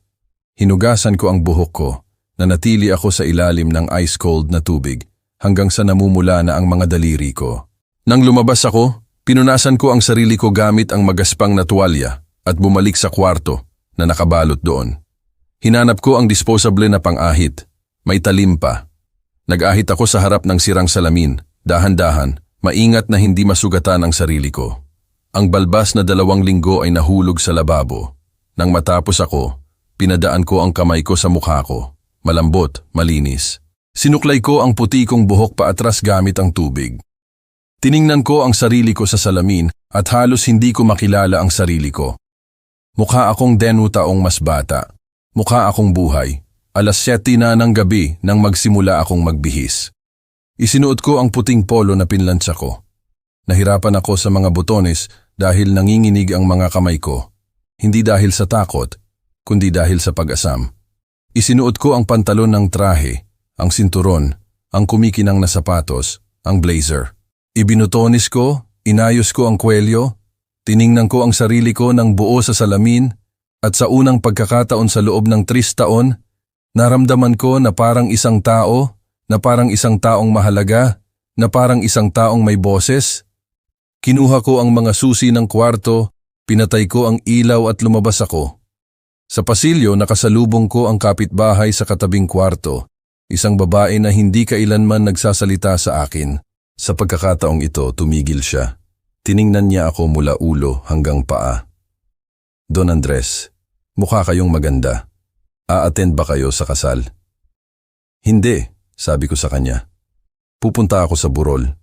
At bumaba ako sa hagdanan ng hindi lumilingon. Madilim na sa labas. Nagsindi na ang mga ilaw sa kalsada. Naglakad ako ng 2 kanto papunta sa hintuan ng bus, na tuwid ang likod, nakatayo ang balikat, na parang 30 taong mas bata ako. Tiningnan ako ng mga tao. May isang ginang na nagbigay sa akin ng upuan sa bus. Salamat, iho, sabi niya sa akin. Iho. Taon na ang nakakaraan nang may tumawag sa akin na iho. Umupo ako sa tabi ng bintana at tiningnan ang mga kalsada habang umaandar ang bus, papunta sa kapitbahayan kung saan ako nakatira noon, papunta sa bahay ko, papunta sa pamilya ko.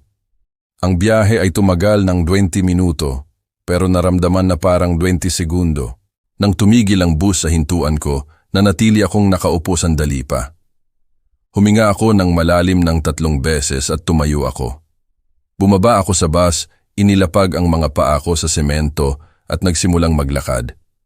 Nakilala ko ang bawat kanto, bawat puno, bawat bahay. Diyan nakatira si Don Esteban bago siya namatay. Diyan ang tindahan kung saan ako bumibili ng sigarilyo. Diyan ang parke kung saan natuto si Marlon magbisikleta. Bawat hakbang ay masakit dahil bawat hakbang ay isang alaala. Pero bawat hakbang ay nagbigay din sa akin ng mas maraming lakas, mas maraming determinasyon. Lumiko ako sa kanto at nakita ko iyon, ang bahay ko. Nakasindi ang mga ilaw sa bawat bintana, nakaparada ang mga kotse sa kalsada, ang musika na lumalabas mula sa loob, tawa, boses, ang buhay na nagpapatuloy nang wala ako. Nanatili akong nakatayo kalahating kanto. Nakatingin.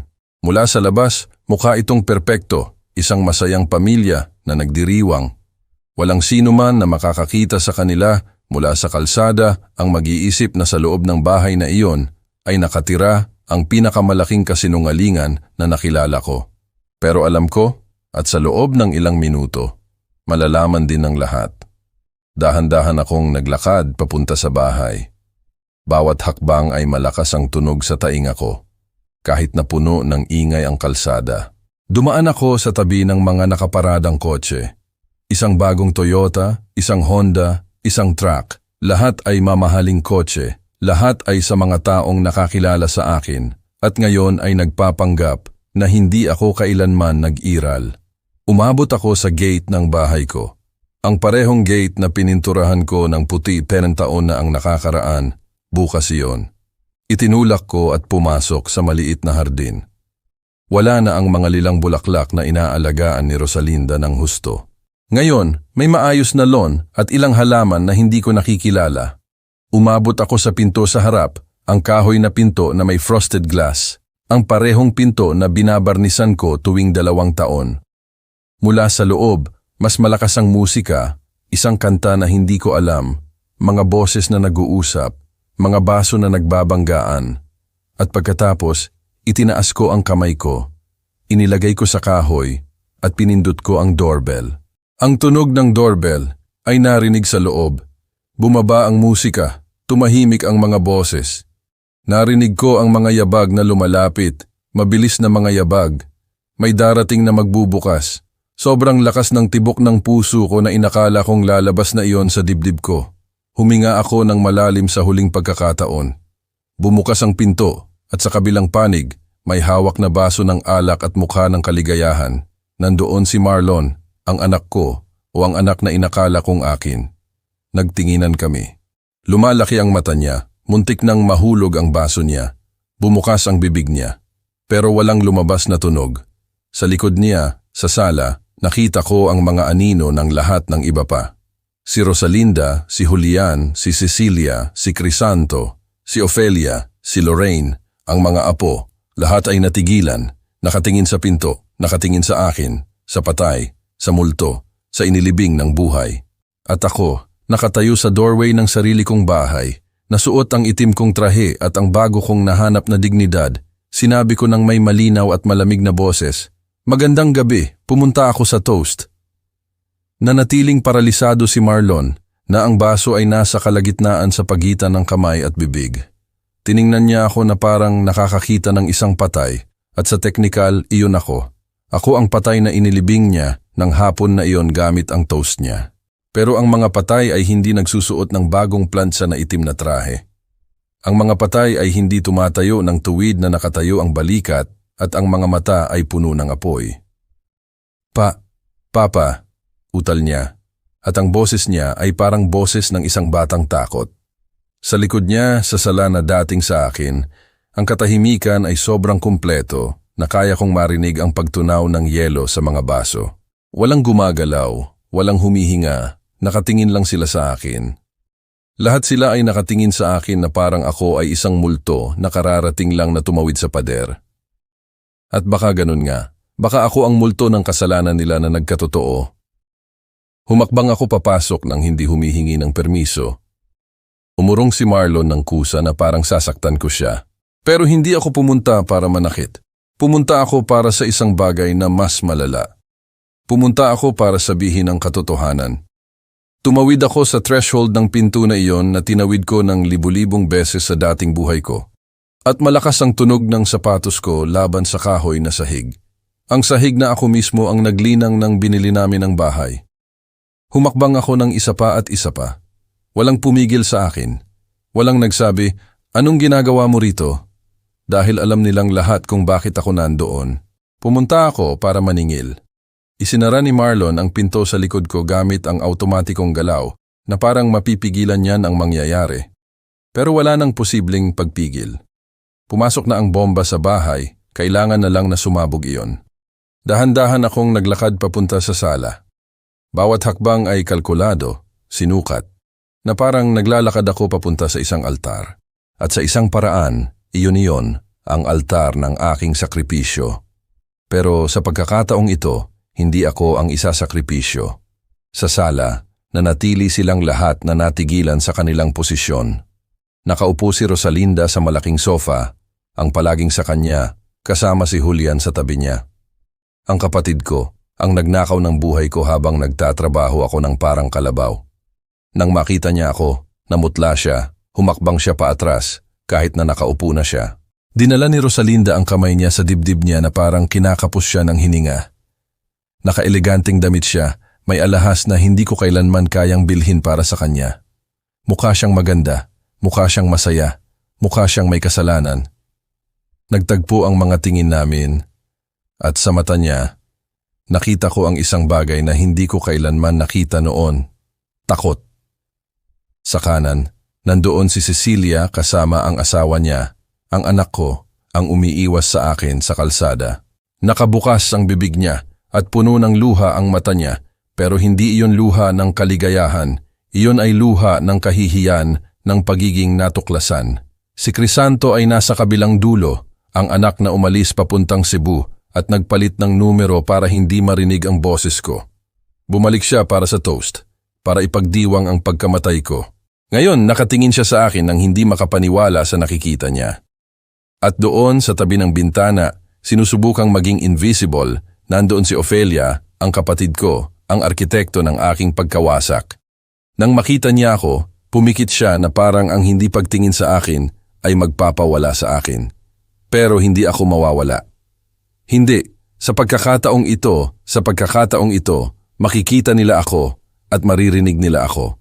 Nagpatuloy ako sa paglalakad hanggang sa nasa gitna ako ng sala, ang eksaktong gitna kung saan makikita ako ng lahat. Kung saan walang makakatakas sa presensya ko. Tumingin ako sa paligid ng dahan-dahan, binibigyan ng oras ang sarili ko. Nakikita ang bawat detalye, ang mga bagong muebles na hindi ko kailanman nakita, ang malaking TV sa pader, ang mga litrato ng pamilya kung saan wala ako. Binura nila ang pag-iral ko sa bawat sulok ng bahay na ito, na parang hindi ako kailanman nanirahan dito.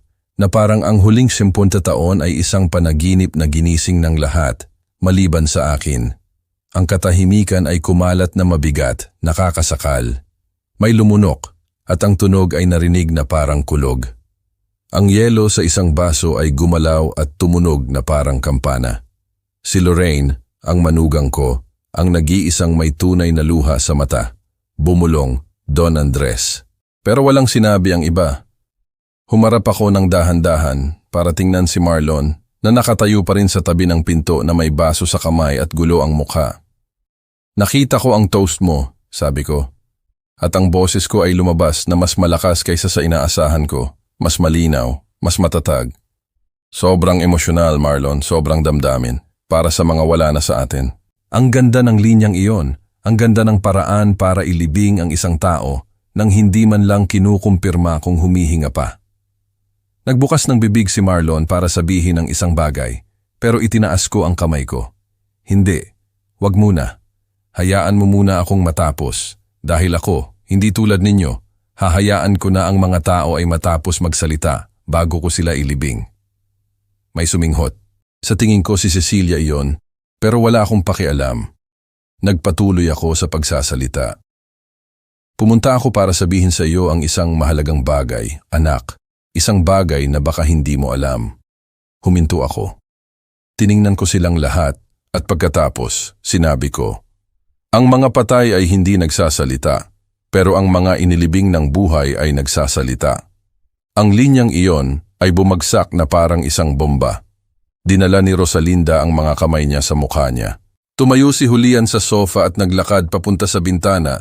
Tinalikuran ako na parang duwag na siya palagi. Iminulat ni Ofelia ang mata niya at tiningnan ako ng may takot. Inilapag ni Marlon ang baso sa mesa na nanginginig ang kamay. Pa, hindi. Hindi iyon literal. Simbolo lang yon. Isa lang iyang forma ng simbolo lang. Pinutol ko siya at tumawa ako. Isang tuyo. Walang humor na tawa na tumunog na parang nababasag na salamin. Oo, simbolo lang. Tulad ng buhay mo, Marlon. Tulad ng pamilyang ito. Lahat ay simbolo. Lahat ay metapora. Walang totoo. Walang katotohanan. Humakbang ako papunta sa kanya. Alam mo ba kung ano pa ang simbolo lang? Nagumugol ako ng 5 taon na nagtatrabaho ng parang aso para ibigay sa inyo ang lahat habang nagtatayo kayo ng isa pang pamilya sa likod ko. Simbolo lang din iyon, di ba? Isang magandang metapora. Tumayo si Crisanto mula sa kinatatayuan niya. Papakiusap, huwag kang gumawa ng eksena. May mga bata rito. Tumawa ako ulit. Huwag akong gumawa ng eksena. Ako? Huwag akong gumawa ng eksena? Idineklara niyo akong patay sa Facebook. Gumawa kayo ng toast para sa akin habang buhay ako 15 kanto lang ang layo. Pinalayas niyo ako sa sarili kong bahay. Binura niyo ako sa buhay ninyo. Pero ako, ang hindi dapat gumawa ng eksena. Tiningnan ko ang mga bata na nasa isang sulok natatakot. Ang mga apo ko, ang lumaki nang hindi ako kilala. Patawarin niyo ako mga bata. Patawarin niyo ako na dumating ang patay na lolo para sirain ang handaan ninyo pero minsan gusto ring magsalita ng mga patay. Nagsimulang umiyak ang isa sa mga bata. Dinala siya ni Lorraine sa pasilyo. Perpekto. Hindi kailangan ng mga bata na marinig ang darating. Tumayo rin si Cecilia, pinupunasan ang mga luha niya. Pa, hindi namin sinasadya. Hindi ko alam na ganyan ang buhay mo. Kung alam ko lang, ginawa mo na sana ang ano? Pinutol ko siya. Bumisita ka na sana sa akin. Inimbita mo na sana ako sa bahay mo. Binati mo na sana ako sa kalsada sa halip na tumawid sa kabilang panig na parang ako ay isang may ketong. Tinakpan niya ang mukha niya at umiyak ng mas malakas. Huwag kang umiyak, Cecilia. Huwag kang umiyak ngayon. Huli na para sa mga luha. Humarap ako para tingnan si Ofelia. Nanatili siya sa tabi ng bintana, putla na parang bangkay. At ikaw, kapatid ko, wala ka bang sasabihin? Ikaw na palaging may maraming sasabihin. Ikaw na palaging may payo para sa lahat. Umiling siya. Andres, pakiusap. Huwag mong sabihin ang katotohanan. Huwag mong sirain ang magandang handaan na ito. Tiningnan ko sina Rosalinda at Julian, silang dalawa magkasama, ang perpektong mag-asawa, himkamta-taon na nagtatago at ngayon ay nakatira ng hayagan sa bahay ko. Kayong dalawa, sabi ko, at ang boses ko ay puno ng lason. Kayo ang masterpiece, ang kapatid at ang asawa, ang klasiko, ang orihinal. Sinubukan ni Julian na humarap sa akin, pero hindi niya kayang panindigan ang tingin ko. Andres, hindi ganoon ang iniisip mo. Hindi. Kaya paano? Liwanagin mo ako, kapatid. Sabihin mo sa akin kung paano. Sabihin mo sa akin kung paano mo tinalikuran ang asawa ko sa loob ng 50 taon habang nagtatrabaho ako ng 12 oras sa isang araw. Sabihin mo sa akin kung paano ka nakatira sa bahay ko. Sabihin mo sa akin kung paano mo kinuha ang buhay ko habang nakatira ako sa isang kwarto na 3x4 metro sa itaas ng isang hardware store. Sabihin mo sa akin. Gusto kong maintindihan. Wala siyang sinabi dahil walang dapat sabihin. Walang palusot, walang katwiran. Katotohanan lang ang mayroon at masakit ang katotohanan. Humarap ako para tingnan si Marlon sa huling pagkakataon. Nakatayo pa rin siya doon na puno ng luha ang mata na hindi nangangahas na mahulog. Pero ang pinakamasama sa lahat, Marlon, alam mo kung ano ang pinakamasama sa lahat ng ito. Lumapit ako sa kanya hanggang sa isang hakbang na lang ang layo. Tiningnan ko siya sa mata. Ang mga matang hindi sa akin, ang mata ni Julian. Ang pinakamasama ay inalagaan kita, pinalaki kita, minahal kita na parang sa akin, at baka hindi ka sa akin. Baka may dugo ka ng iba, pero ibinigay ko sa iyo ang buhay ko, ibinigay ko sa iyo ang oras ko, ibinigay ko sa iyo ang pag-ibig ko, at ikaw, idineklara mo akong patay nang hindi man lang kinukumpirma kung humihinga pa ako. Ang mga luha ay sa wakas ay bumagsak sa mukha niya. Pa, hindi. Pinutol ko siya. Hindi na ako ang ama mo. Ikaw ang nagsabi, wala na ako. Hindi na ako nag-iiral. Alaala lang ako, isang lumang litrato, isang emosyonal na toast. Humakbang ako paatras, tiningnan ko silang lahat sa huling pagkakataon at sinabi ko ang linyang pinunta ko para sabihin. Pero ang mga alaala ay hindi naglalakad. Ang mga patay ay hindi humihinga at ako ay nandito, nakatayo, buhay, humihinga. At ngayon kailangan ninyong mabuhay kasama nito. Kailangan ninyong mabuhay, alam ninyong inilibing ninyo ako ng buhay, at ang mga patay ay hindi nagpapatawad. Ang katahimikan pagkatapos ng huling mga salita ko ay tumagal lang ng 3 segundo, pero naramdaman na parang isang kawalang hanggan. Pagkatapos, humakbang si Marlon papunta sa akin. Nakaunat ang mga kamay na parang gusto niya akong hawakan, na parang ang paghawak sa akin ay makakaayos ng 50 taon ng kasinungalingan. Pa, pakiusap, huwag mong sabihin ang mga bagay na pagsisisihan mo. Galit ka, naiintindihan ko, pero galit? Pinutol ko siya ng tawa na lumabas mula sa isang madilim na lugar sa loob ko. Hindi ako galit, Marlon. Ang galit ay para sa maliliit na bagay, para sa trapik, para sa malamig na pagkain. Hindi ako galit. Ako ay naliwanagan. Sa wakas, malinaw kong nakikita ang lahat. Tumingin ako sa paligid ng sala sa lahat ng mga putla, takot na mukha. Ang ganda ng pamilya, lahat magkasama, ipinagdiriwang ang pagkamatay ko. Nagtutoast para sa matanda na nag-alaga sa kanila, na nagtrabaho para sa inyo, na sinira ang likod niya para magkaroon kayo ng lahat. At hindi man lang ako inimbitahan sa sarili kong burol. Naglakad ako papunta sa kung nasaan sina Rosalinda at Julian. Umurong sila na parang sasaktan ko sila, pero ang mga kamay ko ay nakahinto sa gilid ko. Hindi ko kailangang manakit, ang mga salita ay mas masakit kaysa sa mga kamao. Kayong dalawa, sabi ko, tinuturo sila. Nakatira sa bahay ko, natutulog sa kama ko, ang kama na binili ko gamit ang una kong sweldo sa talyer. Nagpapalaki sa mga anak ko gamit ang pera ko habang nagtatrabaho ako ng 12 oras sa isang araw na nagpapakinis ng kahoy.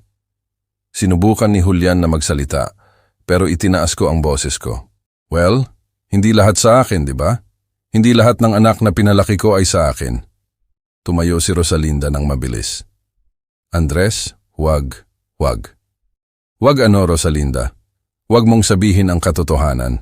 Wag mong sirain ang perpekto mong buhay kasama ang bago mong pamilya. Ay, pasensya na. Ang luma mong pamilya, ang mayroon ka habang iniisip ko na mayroon ako. Umabante si Marlon ng 2 hakbang. Ang mukha niya ay naging abo mula sa pagkaputla. Anong pinagsasabi mo pa? Naghuhumaling ka. Tumawa ako ulit. Diyos ko, ang sakit tumawa ng ganito. Naghuhumaling. Tanungin mo ang nanay mo, Marlon. Tanungin mo kung sino ang totoo mong ama. Umalis ang hangin sa kwarto. May nagpabagsak ng baso at nabasag iyon sa sahig. Pero walang gumalaw para kunin iyon. Humarap si Marlon para tingnan si Rosalinda. Ma, anong pinagsasabi niya? Hawak ni Rosalinda ang mga kamay niya sa bibig niya, umiling. Si Julian ay natigilan na nakasandal sa pader. At ako. Naramdaman ko ang kapangyarihan sa unang pagkakataon sa loob ng 10 taon dahil ang katotohanan, kahit masakit, ay nagpapalaya sa iyo. At sila, malapit na silang maging malaya mula sa kasinungalingan nila. Buntis ang nanay mo nang ikasal siya sa akin, sabi ko nang may malinaw, malakas na boses para marinig ng lahat. Buntis sa tiyo mo si Julian. Ipinanganak ka 7 buwan pagkatapos ng kasal. Hindi mo ba kailanman tinanong kung bakit? Sabi niya, premature ka pero hindi ka premature, Marlon. Dumating ka ng saktong-sakto, ang anak ng isang kasinungalingan na dumating sa tamang oras. Nabunggo si Marlon na parang sinuntok. Hindi iyan totoo. Humarap siya kay Rosalinda na puno ng luha ang mata. Ma, sabihin mo sa kanya na nagsisinungaling siya. Sabihin mo sa kanya na baliw siya. Walang sinabi si Rosalinda. Umiiyak lang ng tahimik na tinatakpan ang mukha niya. At ang katahimikang iyon, ang pinakamalakas na kumpirmasyon na matatanggap ni Marlon. Diyos ko, bulong niya. Diyos ko, totoo ba? Ako lang ang... Nagpatuloy ako. At ang boses ko ay nabasag ng kaunti, pero nagpatuloy ako sa pagsasalita. Ang nagbayad sa pag-aaral mo, ang nagdala sa iyo sa doktor kapag may sakit ka, ang nagturo sa iyo magbisikleta, ang nagpuyat kapag may lagnat ka, ang nagtrabaho ng overtime para bilhin ang una mong sapatos sa soccer. Hindi ako ang ama mo, Marlon. Ako ang tanga na nagpalaki sa anak ng kapatid ko habang nakikipagtalik ang kapatid ko sa asawa ko sa sarili kong bahay. Sa wakas ay nakahanap ng boses si Julian. Andres, tama na. Huwag mo nang saktan pa ang bata. Humarap ako sa kanya ng napakabilis kaya umurong siya. Sinasaktan ko siya. Tinalikuran mo ang asawa ko sa loob ng 50 taon. May anak ka sa kanya na pinalaki ko. At ako ang nananakit. Ang nakakatawa. Sa wakas ay nagsalita si Rosalinda. Andres, tumahimik ka na. Tama na. Ang boses niya ay isang desperadong sigaw na parang isang nasugatan na hayop. Tumayo siya sa sofa at naglakad papunta sa akin. Nakaunat ang daliri. Wala kang karapatang pumunta rito at sirain ang lahat. Wala kang karapatan pagkatapos ng lahat ng taon na ito. Karapatan. Ang salita ay lumabas sa akin na parang lason. Ako ba ang magsasalita tungkol sa karapatan? Ikaw na ginamit ako na parang isang monthly check habang nakikipaglandian ka sa kapatid ko. Ikaw na ginawa akong magpalaki sa anak ng kalaguyo mo. Ikaw na nagpatalsik sa akin sa sarili kong bahay nang hindi mo na ako kailangan. Ikaw ba ang magsasalita tungkol sa karapatan? Humakbang ako papunta sa kanya at humarang si Julian sa pagitan namin, ang duwag. Huwag kang lumapit sa kanya, sabi niya, nanginginig ang boses. O ano? Tanong ko. Sasaktan mo ako? Sige, saktan mo ako. Kapatid, kinuha mo na ang lahat sa akin, kunin mo na rin ang ngipin ko. Pagkatapos si Ofelia, na tahimik sa buong oras na ito, sinubukan niyang tumakas. Naglakad siya papunta sa pinto, pero hinawakan ko ang braso niya. Hindi ka aalis kahit saan. Hindi pa ako tapos sa iyo. Tiningnan niya ako ng puno ng takot ang mata. Andres, bitawan mo ako. Bakit? Tanong ko, nilalapit ang mukha ko sa kanya. Natatakot ka bang sabihin ko ang katotohanan? Natatakot ka bang malaman ng lahat na ikaw ang nag-organisa ng lahat ng ito? Humarap ako para tingnan si Marlon, si Cecilia, si Crisanto. Alam ba ninyo na ang tiyahin ninyo, ang mahal na mahal kayo, ang nagtakip sa nanay ninyo sa loob ng maraming taon? Alam ba ninyo na si Ofelia ang gumagawa ng mga palusot, nag-oorganisa ng mga outing, nagsisinungaling para sa kanila? Alam ba ninyo na siya ang kumumbinsi sa nanay ninyo na palayasin ako sa bahay? Sinubukan ni Ofelia na kumawala. pero hinawakan ko siya ng mas mahigpit.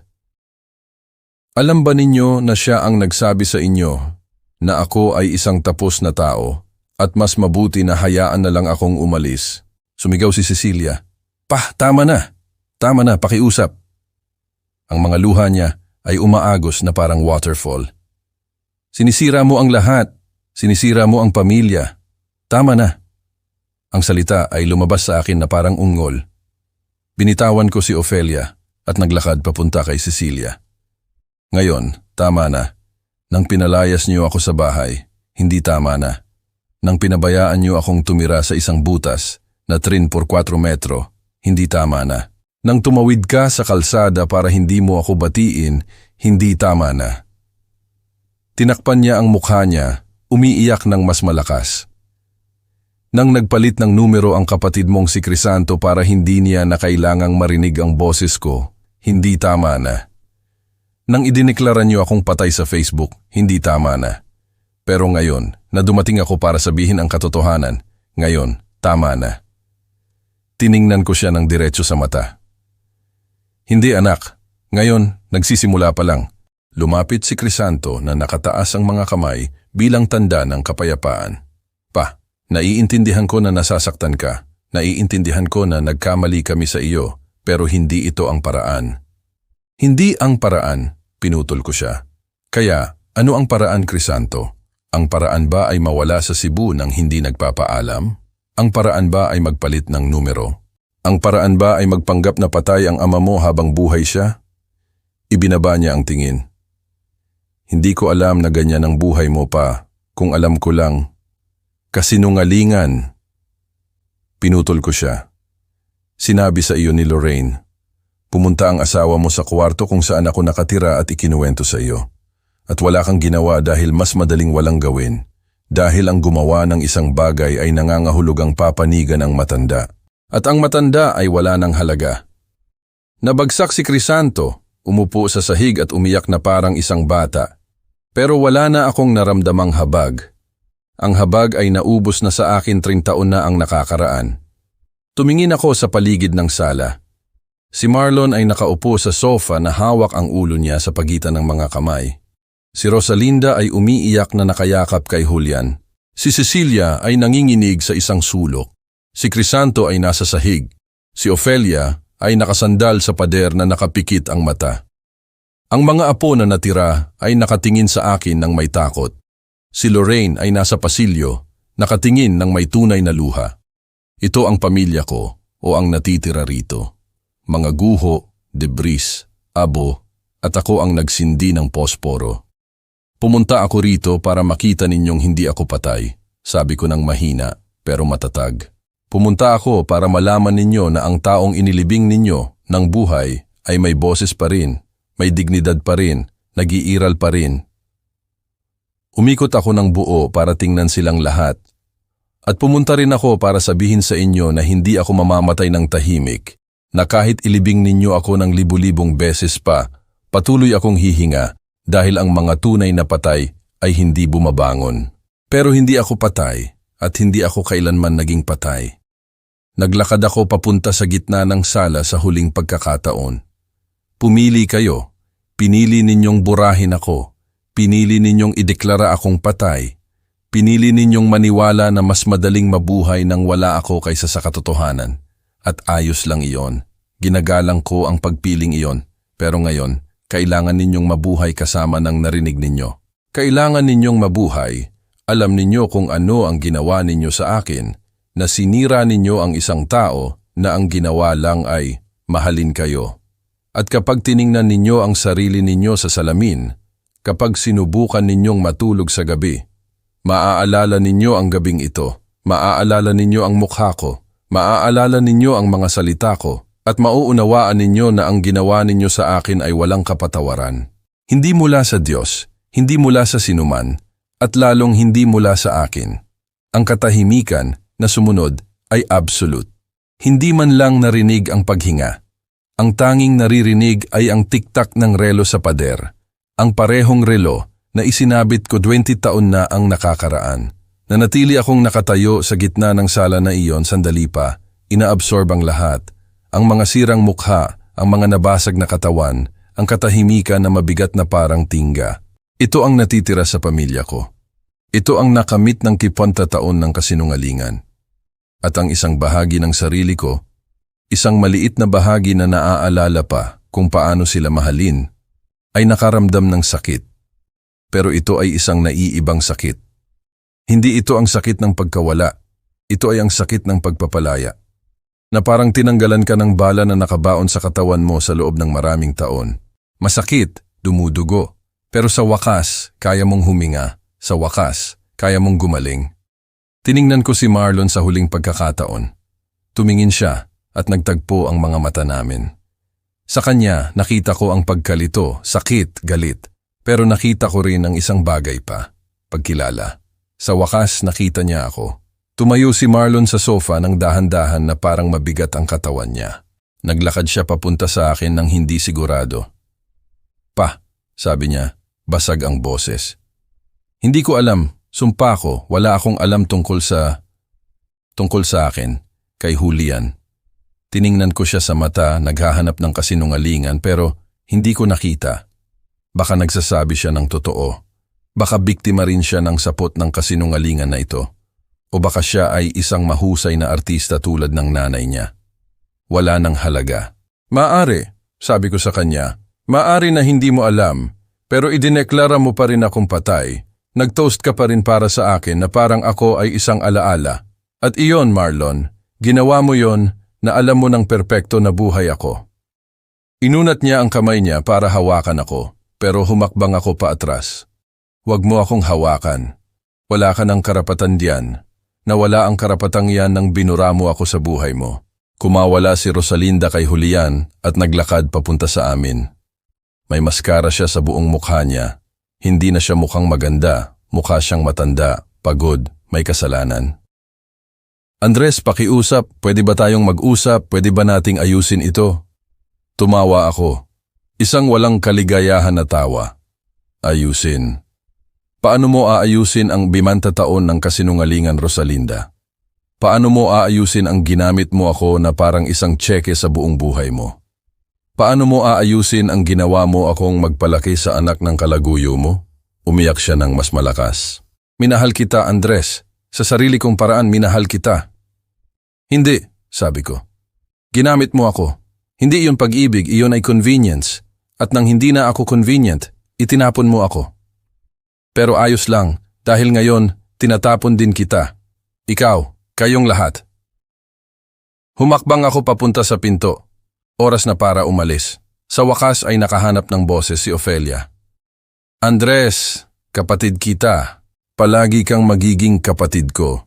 Kaya nating malampasan ito." Tumigil ako. Humarap ako para tingnan siya. "Hindi, Ofelia. Hindi na kita kapatid. Ang mga kapatid ay hindi nagtataksil ng ganyan. Ang mga kapatid ay hindi sumisira sa isa't isa dahil sa inggit. Tumigil ka sa pagiging kapatid ko nang nagdesisyon kang tulungan silang sirain ako. At ngayon, kailangan mong mabuhay kasama niyan. Kailangan mong mabuhay. Alam mong kinamumuhian ka ng sarili mong kapatid, ang nag-alaga sa iyo sa buong buhay mo. Dahil oo, Ofelia, kinamumuhian kita. At ang galit na iyan ang huling matitira sa akin mula sa iyo." Bumagsak siya sa pader, umiiyak, at wala akong naramdaman. Walang habag, walang kasiyahan, wala. Wala akong laman mula sa kanya. Sa wakas, wala na. Lumapit si Cecilia, nanginginig. "Pa, huwag kang umalis ng ganyan. Pakiusap, manatili ka.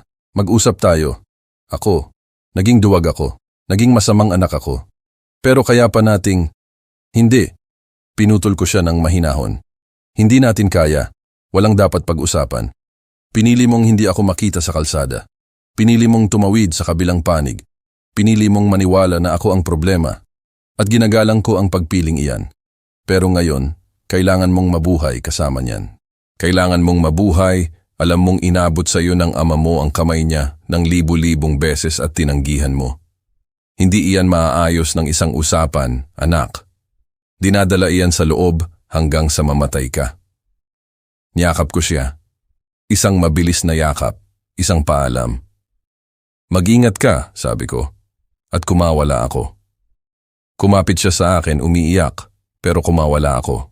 Wala nang yakap, wala nang oras. Si Crisanto ay nasa sahig pa rin, hindi gumagalaw, wala nang sinasabing iba. Tiningnan ko siya mula sa itaas. Ikaw ang pinakamasakit sa akin, sabi ko sa kanya. Dahil ikaw ang bunso, ang pinakasensitibo, ang inakala kong makakaintindi sa akin. Pero umalis ka. Umalis ka at nagpalit ka ng numero. At iyan ang pumatay sa akin higit sa lahat. Itinaas niya ang mukha niya na puno ng sipon at luha. Patawarin mo ako pa. Pakiusap, patawarin mo ako. Balang araw, baka kaya kong patawarin, sabi ko. Pero hindi ngayon. Ngayon, sobrang sakit pa rin. Humarap ako at naglakad papunta sa pinto, pero narinig ko ang isang mahinang boses mula sa pasilyo. Don Andres. Si Lorraine iyon, ang manugang ko, ang nag-iisang pumunta sa kwarto ko. Ang nag-iisang umiyak para sa akin, ang nag-iisang may konsensiya. Lumapit ako sa kanya, namumula ang mata niya, pero ang tingin niya ay malinaw, tapat. Don Andres, patawarin po ninyo kami, patawarin po ninyo ang pamilyang ito. Alam ko pong hindi namin deserve ang inyong kapatawaran, pero inilagay ko ang daliri ko sa labi niya. Shh! Wala kang dapat hingan ng tawad, anak. Ikaw lang ang nahiya. Ang nag-iisang nakakita kung saan ako nakatira at natakot. Ang nag-iisang nagdala ng pagkain at umiyak ng totoo. Hinawakan ko ang mga kamay niya. Salamat. Salamat sa pagpapaalala sa akin na mayroon pa ring mabubuting tao sa mundo na ito, na hindi lahat ay sinungaling, hindi lahat ay duwag. Umiyak siya ng mas malakas. Huwag mo po silang iwan, Don Andres. Kailangan po nila kayo, kahit na hindi nila alam. Hindi ko sila iniiwan, Lorraine. Iniwan nila ako ilang taon na ang nakakaraan. Inaopisyal ko lang ang isang bagay na totoo na. Niyakap ko siya. Isang tunay, mahaba, tapat na yakap. Alagaan mo sila, sabi ko. Dahil hindi ko na kaya. Kumawala ako kay Lorraine at naglakad papunta sa pinto sa harap. Lahat sila ay nakatingin sa akin. Walang gumalaw. Walang sumubok na pigilan ako. Hinawakan ko ang doorknob at huminto ako. May isang huling bagay pa na kailangan kong sabihin. Humarap ako para tingnan silang lahat sa huling pagkakataon. Hindi ako pumunta para humingi ng anuman, sabi ko ng may malinaw na boses. Hindi ako pumunta para magmakaawa, hindi ako pumunta para manatili. Pumunta ako para ipaalala sa inyo na ang mga patay ay hindi nakakalimot at kayo, kailangan ninyong mabuhay kasama nito. Kailangan ninyong mabuhay, alam ninyo kung ano ang ginawa ninyo sa akin. At sa tuwing titingnan ninyo ang sarili ninyo sa salamin, sa tuwing susubukan ninyong matulog, sa tuwing iisipin ninyong mabubuting tao kayo, maaalala ninyo ang gabing ito, maaalala ninyo ang mukha ko, at malalaman ninyo na hindi kayo. Binuksan ko ang pinto. Ang sariwang hangin ng gabi ay humampas sa mukha ko. Amoy ulan na darating.